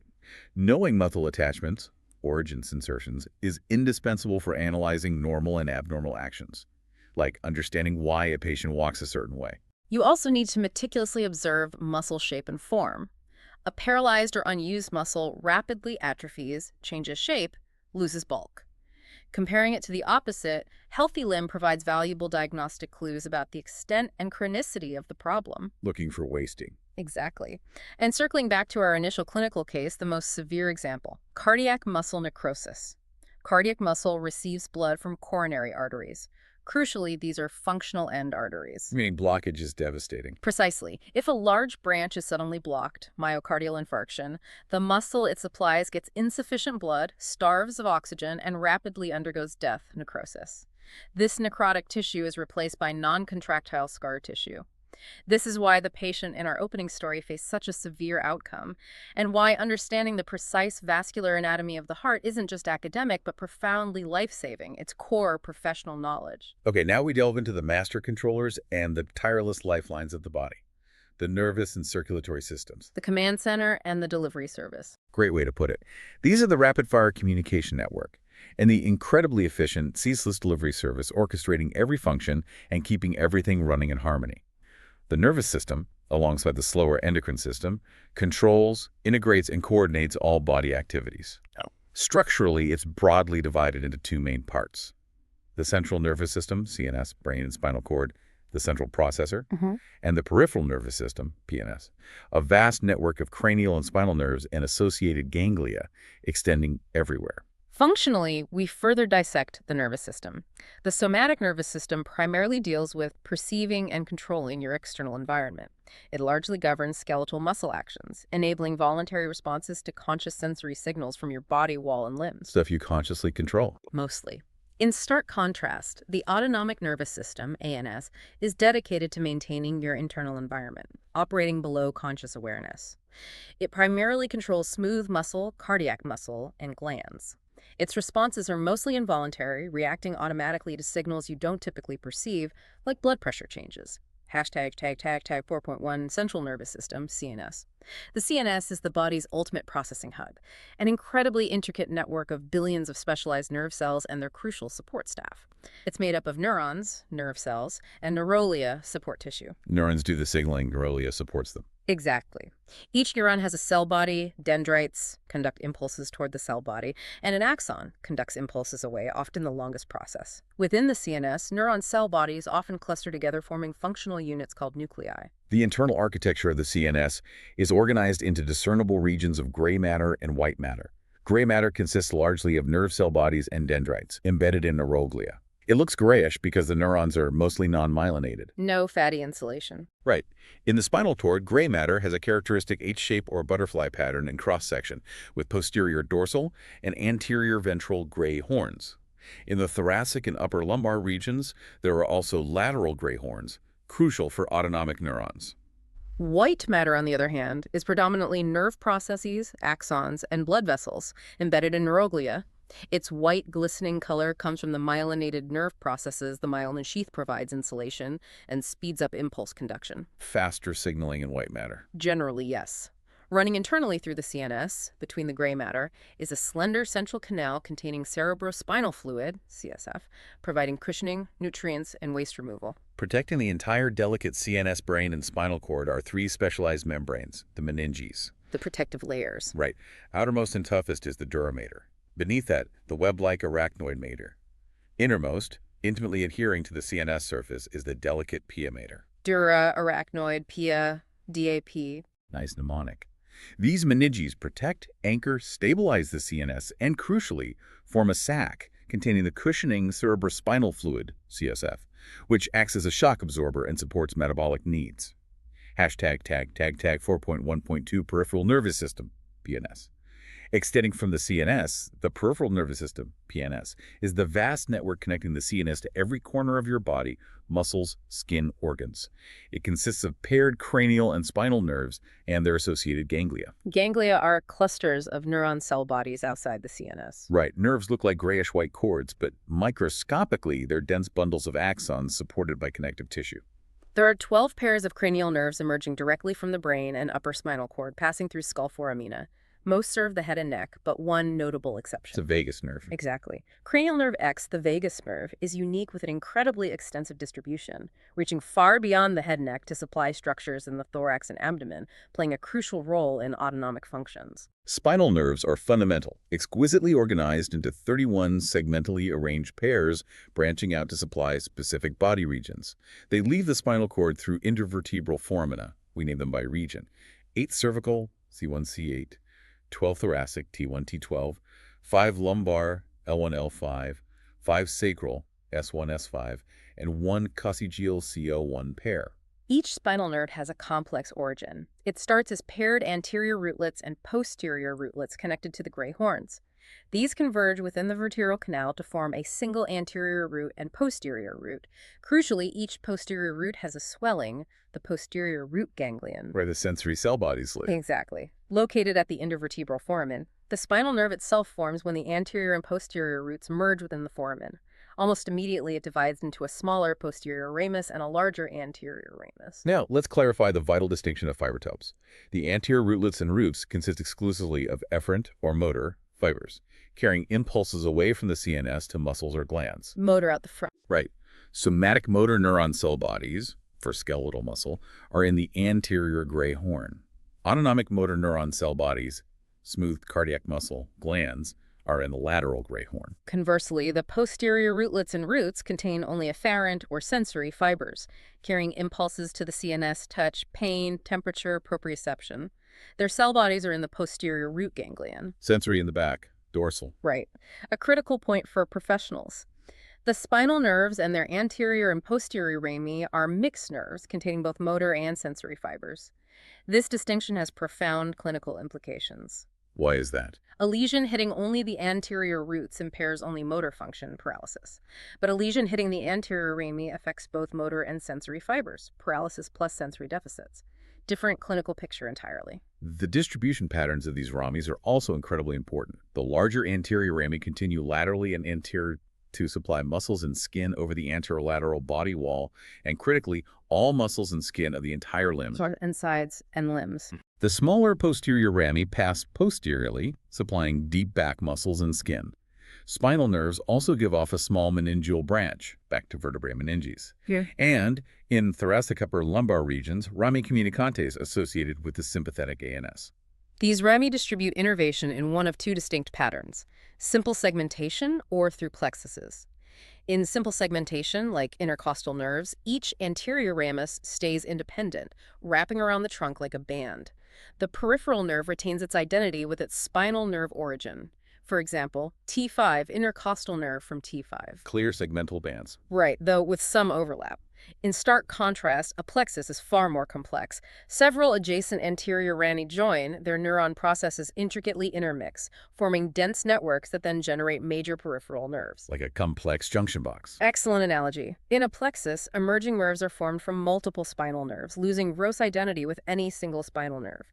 We see this in the cervical, brachial upper limb, and lumbosacral lower limb plexuses. For example, the median nerve in your arm gets fibers from C5, C6, C7, C8, and T1. It's crucial for professionals to remember that the CNS-PNS distinction, while useful, is often artificial.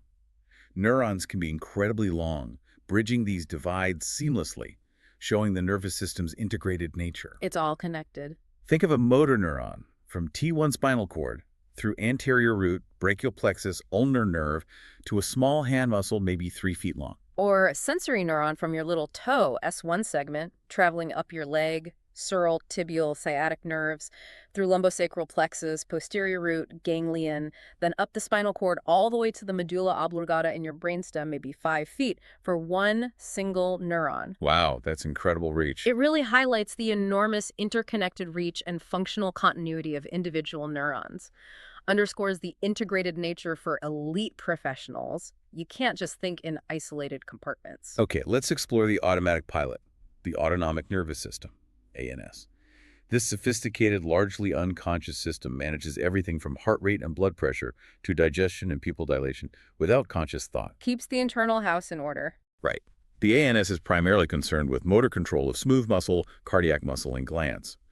It's ultimately controlled by the hypothalamus, integrating with neuroendocrine systems to preserve homeostasis, maintaining a stable internal environment. It's widely distributed throughout both CNS and PNS, a major anatomical difference from the somatic system. Somatic uses a single neuron pathway to skeletal muscle. ANS uses a two-neuron pathway to its targets. The ANS is traditionally divided into two main components, often working in opposition, but sometimes in concert.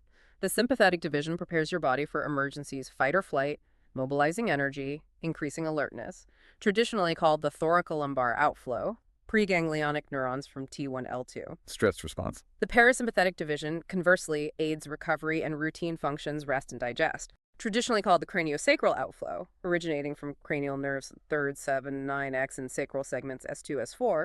Calming down response. While often described as antagonistic, opposing actions, they can also be complementary or synergistic, working together. For instance, sympathetic activity speeds heart rate, dilates airways, decreases gut peristalsis, closes sphincters, relaxes the bladder, dilates pupils. Parasympathetic does the opposite, slows heart, constricts airways, increases gut peristalsis, opens sphincters, contracts bladder, constricts pupils. Yet they can work synergistically. Normal sexual function is a classic example. Parasympathetic initiates erection, sympathetic leads to ejaculation. And sometimes one division acts independently. Sympathetic stimulation activates sweat glands. Parasympathetic has no role there. Understanding this complex interplay is crucial. Let's delve into sympathetic division details. Preganglionic neuron cell bodies are in the lateral gray horn, T1L2 spinal levels. Myelinated preganglionic fibers exit via T1L2 anterior roots and spinal nerves. The thoracolumbar origin. They leave spinal nerves via white rami communicantes and enter the paired sympathetic trunks, beaded chains alongside the vertebral column. These trunks contain linked paravertebral ganglia. Importantly, the sympathetic trunks extend beyond T1L2, running along the entire vertebral column and sacrum, allowing sympathetic innervation to head, neck, and pelvis. Typically 11-12 thoracic, 3 fused cervical variable lumbosacral ganglia.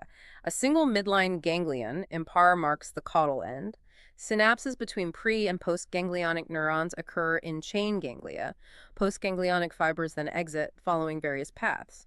Some rejoin spinal nerves to reach body wall limbs, others form specific pathways to head, thorax, abdomen, pelvis. The parasympathetic division details show a more limited anatomical scope and less complex geography. Distribution is primarily focused on regulating organs within the head, body cavities, thorax, abdomen, and external genitalia. Critically for professionals, the body wall and limbs do not receive parasympathetic innervation. That's a key difference. No parasympathetic to arms and legs. Preganglionic parasympathetic neurons originate in two distinct areas in the brain, nuclei of CN's 3rd, 7, 9X. Their axons emerge in those cranial nerves. In the sacral region, lateral gray matter of S2, S4 segments. Their axons leave via S2, S4 anterior roots to form the pelvic splenic nerves. This dual origin gives the traditional craniosacral outflow name. Unlike the sympathetic system, where ganglia are often near the spinal cord, parasympathetic preganglionic neurons typically synapse with postganglionic cells in peripheral ganglia located close to, or even within the walls of, the viscera they innervate. Ganglia right near the target organ. Right. CN is 3rd, 7th, 39s, project to head ganglia, limited head distribution. Yeah. CNX, vagus, has incredibly extensive distribution to ganglia near and viscera throughout neck, thorax, and much of the abdomen. Pelvic splanchnic nerves project to ganglia in hypogastric plexuses or walls of lower abdominal pelvic viscera.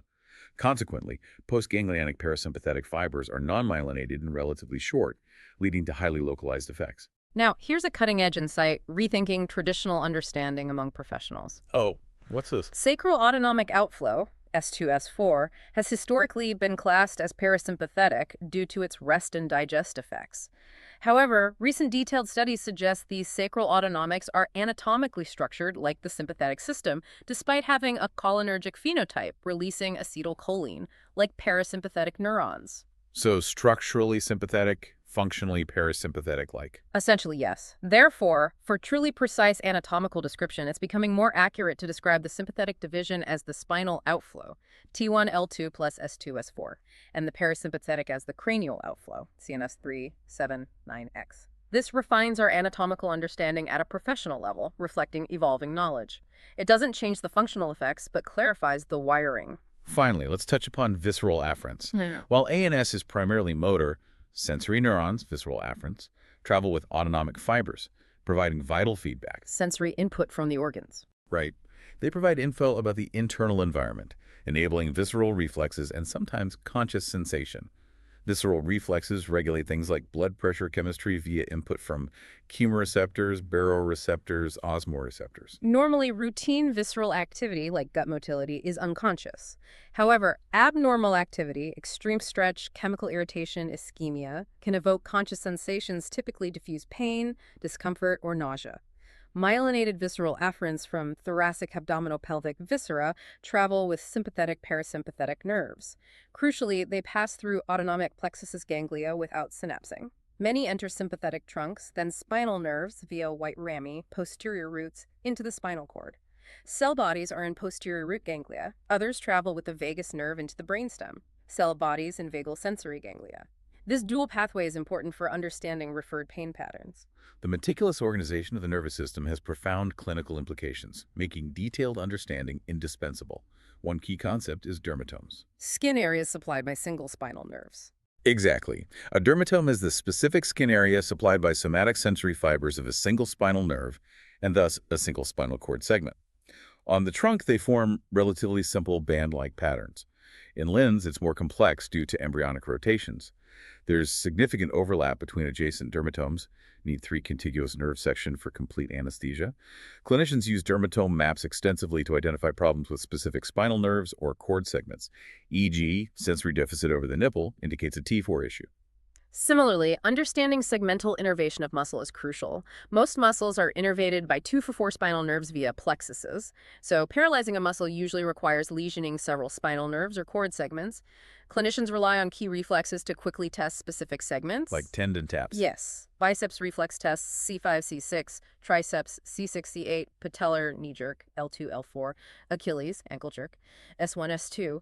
These simple tests give rapid, invaluable insight into spinal cord peripheral nerve integrity. Furthermore, the clinical modification of ANS activities is a significant area. Many drugs and surgical procedures target the ANS.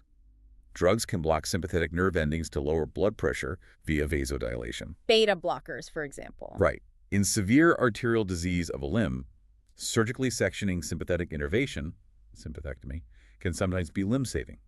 It induces vasodilation, allowing blood flow through collateral circulation, increasing perfusion. A profound example of applying deep anatomical physiological knowledge to impact outcomes. It's professional practice. Okay, let's turn to the body's incredibly efficient superhighway system, the circulatory network. The plumbing. Yeah. The tireless delivery service, transporting oxygen, nutrients, hormones, immune cells everywhere while removing waste. This vast network operates through 3 fundamental types: arteries, veins, and capillaries. Understanding their distinct structures and functions is foundational for any medical professional. Arteries are the robust muscular pipelines transporting blood away from the heart, distributing it under high pressure via their extensive branching network. They progressively branch into smaller arterioles, 0.1 millimeter diameter. Arteries may connect with others via anastomosis, communicating branch, providing alternative routes, collateral channels. Importantly, arteries do not have valves. Pressure from the heart keeps blood moving forward. It's absolutely critical for professionals to grasp the concept of end arteries. This has immediate, severe clinical implications, especially for our heart attack patient. We distinguish 2 types. Anatomic end arteries are vessels whose terminal branches do not anastomose with adjacent arteries. They're the sole blood source. Occlusion means death of target tissues. No backup supply. Functional end arteries are vessels whose terminal branches do anastomose, but the caliber of this anastomosis is insufficient to keep tissue alive if one primary artery is blocked. Some blood might get through, but not enough. Collaterals exist but aren't good enough. Right. The coronary arteries supplying the heart muscle are a tragic, life-critical example of functional end arteries. This directly explains our opening case. A coronary artery blockage, despite potential small anastomoses, leads to severe myocardial necrosis because those collaterals are functionally inadequate. Veins, conversely, are the return routes, transporting deoxygenated blood and waste toward the heart. Many veins, especially in limbs dealing with gravity, have crucial valves folds preventing reflux, ensuring one-way flow back to the heart. Little gates stopping backflow. Yes. Smallest are venules, collecting from capillaries. Tributaries unite into larger veins, often forming intricate venous plexuses. Often, two vena comitants accompany medium-sized deep arteries, one on each side. A truly fascinating and clinically crucial part is the portal system. This is a unique vessel arrangement interposed between two capillary beds. Capillary bed, vein burge. Exactly. A classic, supremely important example is the hepatic portal system. Veins from the GI tract, full of absorbed nutrients toxins, converge into the portal vein. This enters the liver and breaks up again into specialized capillary-like vessels, sinusoids. This allows the liver to process everything absorbed from the gut before it hits the general circulation. Vital protective and metabolic function. And precisely bridging the gap between arteries and veins are the microscopic capillaries, most numerous, smallest vessels forming intricate networks connecting arterioles to venules. It's here, across their thin walls, that the crucial exchange of oxygen, nutrients, hormones, waste occurs between blood and tissues. The actual site of delivery and pickup? Yes. Sinusoids are specialized, wider, more permeable capillary-like vessels in bone marrow, spleen, liver, some endocrine glands, facilitating specific functions like cell exchange or filtration. Arteriovenous anastomoses, found in fingertip stones, are direct artery-vein connections bypassing capillaries, crucial for rapid blood flow regulation and temperature control. Diseases of blood vessels are incredibly common, debilitating, often life-threatening, profoundly underscoring why this knowledge is vital. Clinicians need thorough understanding of main artery surface anatomy for pulses, circulation assessment, collateral circulation, and the end artery distinction. Practical, everyday knowledge. Collateral circulation is a remarkable adaptation. Large arteries crossing joints, like behind the knee, are liable to kink. But distal flow isn't usually interrupted due to adequate anastomosis between proximal distal branches. These alternative channels can dilate under stress, forming vital collateral circulation. For professionals, knowing the existence and adequacy of collaterals is crucial when a large artery needs ligation or bypass due to trauma disease, ensuring distal tissue survival. And this brings us full circle, back to our opening story and the profound relevance of the coronary arteries. As emphasized, classic functional end arteries. Blockage, coronary arterial occlusion, leads to insufficient blood supply, cardiac muscle necrosis, often patient death. This is why understanding these intricate vascular details isn't academic. It's directly linked to recognizing, diagnosing, and saving lives, a core competency for any elite professional. Beyond the bloodstream, there's another vital yet often unsung network: the lymphatic system. The body's drainage and immune surveillance system. Exactly. The quiet hero, diligently draining excess tissue fluid and playing a critical frontline role in immunity. Lymph itself is clear. Colorless tissue fluid liquid plus white blood cells, mainly lymphocytes. It's collected from tissue spaces by a vast unidirectional vessel network and returned to the venous system. It's essentially a drainage system. Critically, no central pump or circulation. It consists of lymphatic organs and lymphatic vessels. These organs are frontline defenders, crucial for immune response, while vessels collect and transport fluid, filtering it. Lymphatic organs include lymph nodes, filters, tonsils, thymus, T-cell maturation, spleen, blood filter immune organ, plus localized lymph nodules in mucous membranes. Essential for immunologic defense, bacteria, viruses, producing lymphocytes, acting as pathogen barriers, spleen filters blood. Lymphatic vessels are the extensive tubes assisting the cardiovascular system in removing excess tissue fluid and returning it to blood. Found in almost all tissue organs, forming a ubiquitous drainage network. Notable exceptions professionals must remember: cartilage, bone, CNS, eyeball, internal ear, epidermis typically lack lymphatic drainage. Smallest are lymph capillaries, blind-ending networks originating in tissue spaces, draining lymph. Larger, more irregular than blood capillaries, few valves. Specialized lacteals and small intestine villi absorb chyle, emulsified fat. Capillaries drain into larger lymphatic collecting vessels, uniting into even larger ones, often run with veins, beaded not at appearance due to numerous valves ensuring unidirectional flow toward the heart. Largest collecting vessels are lymphatic trunks or ducts. Example, bronchomediastinal trunk, thoracic duct. Before returning to blood, lymph must pass through at least one lymph node, often several, for filtering surveillance. Vessels carrying lymph to a node are afferent vessels.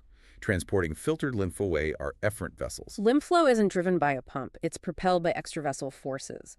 Neighboring muscle contractions, arterial pulsations, negative pressure during inspiration, obstruction, for example, surgery, infection, leads to fluid accumulation lymphedema. Almost all lymph eventually drains into the venous system at the junction of internal jugular and subclavian veins, each side of neck. Specifically, the upper right quadrant, right head neck, right arm, right upper trunk, drains via trunks, sometimes forming a right lymphatic duct into the right venous system. The entire rest of the body drains into the much larger thoracic duct, emptying into the left venous system. Important note for professionals: terminal duct arrangement is extremely variable. The cisterna chyli, origin of thoracic duct, might be a plexus. Thoracic duct has few valves. Major channels often run parallel to blood vessels, except in thorax. Despite often being invisible in dissections, the lymphatic system is clinically paramount. Lymphatic system disease is vital, especially in oncology. Lymph nodes are common sites for metastases, cancer spread, or primary tumors, lymphomas. Accurate diagnosis requires precise knowledge of lymphatic drainage pathways. Knowing where cancer might spread. Exactly. If a patient has a swollen node, clinicians must know all areas draining to it to find the primary disease site. Often, the primary, for example, painless skin cancer, was ignored. Only the swollen node causes concern. Conversely, with a painful tongue ulcer, in-tongue lymph drainage helps determine if disease has spread regionally. This detailed anatomical knowledge fundamentally impacts diagnosis, staging, prognosis, and treatment core professional mastery. Okay, now that we've journeyed through the intricate systems, let's expand our professional understanding. We'll look at some specialized internal linings, explore inherent variations making each body unique, and trace our origins back to early development. These details provide deeper context. These specialized membranes aren't just passive coverings. They're dynamic layers protecting, lubricating, and facilitating function in distinct internal environments. Let's differentiate two crucial types. A mucous membrane, or mucosa, lines the luminal surface of organs' passageways, communicating directly with the body surface. Respiratory, digestive, urogenital tracts. Linings open to the outside world. Essentially. Structurally, it's epithelium, varying types, supported by underlying loose connective tissue, the lamina propria. Sometimes a thin, smooth muscle layer, muscularis mucosa, is present. Importantly, despite the name, a mucous membrane may or may not secrete mucus. Some are primarily absorptive or protective. In contrast, serous membranes, or serosa, are fundamentally different. They line the closed thoracic and abdominopelvic cavities and reflect onto the mobile viscera within. They consist of smooth, simple squamous epithelium, mesothelium, supported by thin connective tissue. We distinguish two layers. Lining the cavity wall is the parietal layer. Intimately covering viscera is the visceral layer. Wall layer and organ layer. Right. The narrow slit-like interval between layers forms potential spaces, pleural, pericardial, peritoneal cavities. This space contains a small amount of serous fluid and exudate lubricating the layers, allowing smooth sliding during organ movement, lung expansion, gut peristalsis. These membranes also form connecting bridges, mesenteries, ommenta, serous ligaments. A critical distinction for professionals lies in their innervation and sensitivity. The parietal layer develops from somatopleur, mesoderm layer, result. Richly supplied by spinal nerves, exquisitely sensitive to touch, pressure, temperature, and importantly, pain. That's why inflamed parietal pleura causes sharp, localized chest pain. You can point right to parietal pain. Often, yes. In stark contrast, the visceral layer develops from splenopleur, mesoderm layer, supplied exclusively by visceral afferent nerves. This layer is remarkably insensitive to common sensations, touch, temperature, but very sensitive to stress and chemical irritation. Explains why cutting an organ might not hurt, but severe distension or ischemia causes intense, often poorly localized visceral pain. Understanding these distinct characteristics is vital, because mucous and serous membranes are common sites for inflammatory disease. For example, rhinitis, common cold, is inflammation of nasal mucous membrane. Pleurisy, pleuritis, is inflammation of visceral and parietal pleura, causing sharp, localized chest pain worsened by breathing coughing due to friction. Everyday clinical presentations applying this anatomy. While anatomy often describes a standard human, the reality is incredible biological diversity. It's crucial for professionals to understand how inherent factors like sex, age, and to a lesser extent, race influence structure and function. These aren't just superficial differences, they're fundamental variations clinicians must consider as they impact health and disease. Indeed. Let's look at sex differences in adults. Generally, males tend to be taller, longer legs, bigger, heavier bones, larger muscles, less subcutaneous fat, more angular appearance, larger larynx, deeper voice, beard, coarser body hair. Axillary pubic hair often extends to umbilicus. Adult females tend to be shorter, smaller bones, less bulky muscles, more subcutaneous fat. Rounder appearance, accumulations in breasts, buttocks, thighs. Finer head hair, smoother skin. Axillary pubic hair typically not extending to umbilicus. Larger breasts, proportionally wider pelvis for childbirth, wider carrying angle at elbow. These have biomechanical physiological implications. Age differences are particularly profound, influencing nearly everything. Boys and girls grow similarly until 10 years. Boys often have a more rapid, prolonged growth spurt around age 12, reaching greater adult height. Puberty, 10 to 14 girls, 12-15 boys. Secondary sexual characteristics appear. Breast pelvis enlargement girls, penis to scrotum boys, axillary pubic hair both. Bodily functions peak in young adulthood, 20 to 30, becoming progressively less efficient resilient in late adult old age, impacting everything from metabolism to healing. And while discussed carefully, race differences are observed. Variations in skin, hair color, shape, size of eyes, nose, lips, generally considered population-level variations. The clinical significance of age on structure is particularly noteworthy and easily overlooked, leading to errors if not understood. For instance, an infant's skull is more resilient, Fontenelle's flexibility, so certain fractures are less common. The liver is relatively much larger in a child, extending lower abdominally crucial for diagnosing enlargement. The child's urinary bladder is an abdominal organ due to small pelvis. Descends later. Anatomy changes with age. Right. Bone marrow. All red at birth, progressively replaced by yellow up the limbs. Adult red marrow mainly in axial skeleton girdles, proximal long bones. Lymphatic tissues, max development at puberty, then atrophy. Reduce in older persons, impacting immunity. These age-related changes are essential for accurate clinical assessment across the lifespan. Professional competence demands this awareness. To truly master adult anatomy professionally, we must grasp its origins. Embryology provides the indispensable how and why for structure formation, key to understanding normal variations and congenital anomalies. It starts with the zygote, fertilized ovum, undergoing mitotic divisions, cleavage. Centrally placed cells form the inner cell mass, becomes embryo tissues. Outer cells, the outer cell mass or trophoblast, form placentafetal membranes. The inner cell mass forms a flat bilaminar embryonic disc. Upper ectoderm, lower endoderm. Then the primitive streak, thickened ectoderm, appears dorsally. Cell proliferation migration from here forms the third germ layer, mesoderm between ectoderm and endoderm. These three primary germ layers, ectoderm, mesoderm, endoderm, are the fundamental pluripotent building blocks for every tissue, organ, system, the ultimate blueprint. From ectoderm, outermost, structures interacting with external environment. Most notably, the neural plate sinks to form the neural tube, CNS, brain spinal cord. Also forms cornea, retina, lens, inner ear, labyrinth, epidermis of skin plus appendages, nails, hair, sebaceous sweat mammary glands, mucous membrane of mouth, nasal cavity, sinuses, tooth enamel, pituitary gland, parts of parotid glands, lower half of anal canal, terminal parts of genital male urinary tracts. Endoderm, innermost, master builder of internal linings associated glands, forms epithelial lining of alimentary tract, mouth to mid-anal canal, epithelium of associated glands, thyroid, parathyroid, thymus, liver, pancreas, epithelial linings of respiratory tract, pharyngotympanic tube, middle ear, urinary bladder, parts of urethras, greater vestibular glands, prostate, bulbourethral glands, vagina. If an internal organ has a lining processing substances, its epithelium is likely endodermal. And mesoderm, middle layer. Incredibly versatile, differentiates into paraxial, intermediate, lateral mesoderm. Paraxial mesoderm, segmented alongside midline, forms bones, cartilage, ligaments of vertebral column skull base, skeletal muscles of own segment, somites, migrates to form dermosubcutaneous tissues. Intermediate mesoderm forms portions of urogenital system, kidneys, gonads. Lateral mesoderm splits into somatic layer with ectoderm body wall and splanchnic layer with endoderm visceral walls. Splitting creates the intraembryonic column, becomes pericardial, pleural, peritoneal cavities, those serous spaces. Beyond these regions, embryonic mesoderm also gives rise to all three muscle types: smooth, voluntary cardiac, all connective tissue, cartilage bone, blood vessel, walls blood cells, lymph vessel, walls lymphoid tissue, synovial membranes of joints per se, suprarenal cortex, adrenal outer part.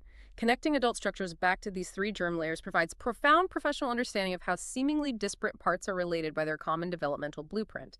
It's the ultimate how-to guide to building you. Finally, to truly master our understanding of the living, dynamic human body, especially when things go wrong, we need to see beyond the surface. This is where medical imaging comes in our incredible non-invasive tools for visualizing the unseen, diagnosing, guiding treatment. Windows into the body. Right. Medical imaging encompasses sophisticated procedures technologies to visualize internal structures for medicine. Radiology specifically uses high-energy radiation, other phenomena, to diagnose and treat disease.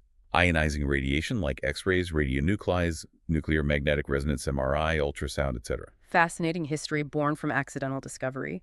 Wilhelm Röntgen, 1895, experimenting with cathode ray tubes, inadvertently found new, invisible radiation passing through soft tissue, casting bone shatters on photographic paper. Wow, just stumbled upon it. He modestly named them X-rays, unknown nature. His work founded radiology. X-rays are electromagnetic energy, short wavelength, greater energy, greater penetration, allowing them through the body. The classic conventional radiograph, plain film X-ray, provides a fundamental 2D shadow image, differentiating tissues by density. A penetrating X-ray beam projects through the patient onto film detector. X-rays are differentially absorbed, reflected, or passed based on tissue density thickness. This differential interaction forms the image. Denser, thicker tissues, for example, compact bone, absorb, reflect more X-rays. Fewer reach film. Result: transparent, bright white area, termed radiopaque. Blocks the X-rays. The less dense, thinner tissues, 2 ng fat, air-filled lungs, let more X-rays penetrate, more reach film. Result: darker area, termed radiolucent. What's X-rays through? So a chest X-ray, rib spine white, lungs dark, soft tissues intermediate grayscale. For optimal image quality, resolution, sharpness, position the body part studied as close as possible to the film detector. Closer structures have greater resolution sharpness, less beam divergence. Structures farther from detector, closer to source, appear magnified, less sharp, more penumbra. Placing the part closer maximizes resolution, minimizes magnification artifacts. Projections, beam direction define the view. Posterior anterior, PA, projector posterior, film interior, beam PDA. Beam goes back to front. Anteroposterior, AP. Opposite, lateral oblique. Side closest to film defines view. Example, left lateral chest, left side closest, beam right to left. Precise orientation is essential. Because conventional radiographs are 2D images of 3D structures, overlap obscures detail. So most exams use at least 2 projections at right angles orthogonal views. Crucial because observing from different perpendicular perspectives allows clinicians to better define, locate, characterize structures, enhancing diagnostic confidence. Taking X-rays to a new dimension, computed tomography CT scans create incredibly detailed cross-sectional slices, letting us virtually peer inside with unprecedented clarity. Like looking at slices of bread. Good analogy. CT uses an X-ray beam, but far more sophisticatedly. X-ray projector and detector array rapidly rotate around the body, creating multiple overlapping scans of individual planes. A powerful computer reconstructs these into a single, highly detailed cross-sectional image of each specific plane. Usually, CT generates images of transverse sections, axial CTs. Because they use X-rays, images resemble radiographs. Denser structures whiter, less dense darker. Grayscale intensity proportional to tissue density, allowing exquisite differentiation. When viewing axial CTs, there's a specific, standardized orientation professionals must know. Each image is typically displayed from the inferior aspect. Looking up from the patient's feet. Exactly, as if patient is supine, examiner is foot of bed looking up. Critically, the examiner's right on the image is the patient's left. All directions applied according to patient's anatomical position. Common initial confusion point, but vital for accurate, consistent clinical interpretation. Now, magnetic resonance imaging, MRI, offers unparalleled, exquisitely detailed views of soft tissues, distinguishing it significantly from X-ray methods. MRI uses powerful magnetic fields and radio waves, notably without ionizing radiation. No radiation dose. Big advantage. Huge. Principle involves strong radio frequency, RF pulses within a powerful static magnetic field. Pulses excite free protons, mostly in water, in tissues. As protons relax, they emit unique energy signals, varying by excitation density. Computer reconstructs signals into detailed images. By subtly modifying RF pulses gradients, tissue appearance can be varied, highlighting specific structures pathologies, edema, tumors, inflammation. MRI produces images strikingly resembling true anatomical sections. Particularly noteworthy and clinically superior for exceptionally detailed soft tissue imaging without ionizing radiation. Incredibly valuable for diagnosing soft tissue abnormalities trauma. For example, precise intervertebral disc herniation, location extent, intricate brain pathologies. This non-invasive, detailed soft tissue view has been a game changer, providing crucial info other modalities might miss. Another significant advantage: remarkable flexibility. Images can be precisely reconstructed in any anatomical plane: sagittal, coronal, transverse, oblique, offering comprehensive insight into complex anatomy pathology. Clinicians tailor planes to best visualize concerns. However, the strong magnetic field necessitates incredibly thorough safety checks before imaging. Metallic objects like pacemakers, implants, clips can be hazardous or cause severe artifacts. Next, ultrasonography, US. Like using high-frequency sound waves to paint a real-time picture, giving dynamic views of movement and blood flow. Sound waves bouncing back. Right. US uses reflections, echoes, of high-frequency sound waves. And transducer transmits ultrasounds into the body. They reflect off interfaces between tissues of varying densities. Echoes collected by transducer, converted to electrical energy, reconstructed into real-time images or velocity measurements. For example, blood flow via Doppler. Ultrasound boasts several distinct advantages. Firstly, real-time images observe dynamic processes: fetal heartbeat, blood flow, muscle contraction, generally less costly, more accessible than CT MRI. Highly portable, bedside imaging, non-invasive. Crucially, does not use ionizing radiation or injectable dyes. Very safe, especially for sensitive populations, pregnant women, children needing repeated imaging. Finally, nuclear medicine imaging takes a fundamentally different approach. Shows how organs tissues are functioning, not just static structure. Looking at physiology, not just anatomy. Exactly. Involves 3 injection of small, measured doses of radioactive materials, radionuclides. These are designed to concentrate in specific tissues organs based on metabolic activity or receptors. Specialized cameras detect emitted radiation, constructing images tracing distribution concentration. Provides a physiological map, revealing biological processes. A common, powerful technique is positron emission tomography, PET. Uses very short half-life isotopes mimicking metabolically active molecules, like glucose. By monitoring uptake distribution, PET reveals physiologic functioning and metabolic activity, for example, brain activity, tumor metabolism. Areas of increased activity, higher glucose uptake in active brain regions or tumor cells, show selective isotope uptake. This reveals functional insights other structural modalities might miss, offering a unique diagnostic window for professionals. Check out outro. So what does this all mean? For us, and for those aiming for professional mastery, we began this deep dive with that urgent real-world case of a myocardial infarction, emphasizing the immediate stakes. Right, the human cost. And from there, we journeyed through anatomy's foundational language, meticulously broke down the body's building blocks, explored intricate control systems, and finally examined the incredible technologies letting us peer inside. From microscopic motor unit details to macroscopic soul-body CT views, every single piece of this vast puzzle is essential for truly comprehensive understanding of human health and disease. This exhaustive journey, this deep immersion, illustrates unequivocally: the human body isn't just a marvel of engineering, but a dynamic, ever-adapting system. Its manual is vast, incredibly detailed, constantly updated by research. For you, the listener, knowing these foundational elements, correct terminology, nuanced tissue structure, integrated system function, visualization tools, isn't just for some elite professional. No, it transforms you into one. It empowers you not just to understand your own health profoundly, but to ask more informed, critical questions, appreciate life's complexity, and approach human body study with the depth and rigor it demands. This raises an important question for you, now possessing this comprehensive blueprint, this foundation for professional mastery. How will you use it to navigate and understand the incredible world of human biology surrounding you, and indeed that is you? Indeed.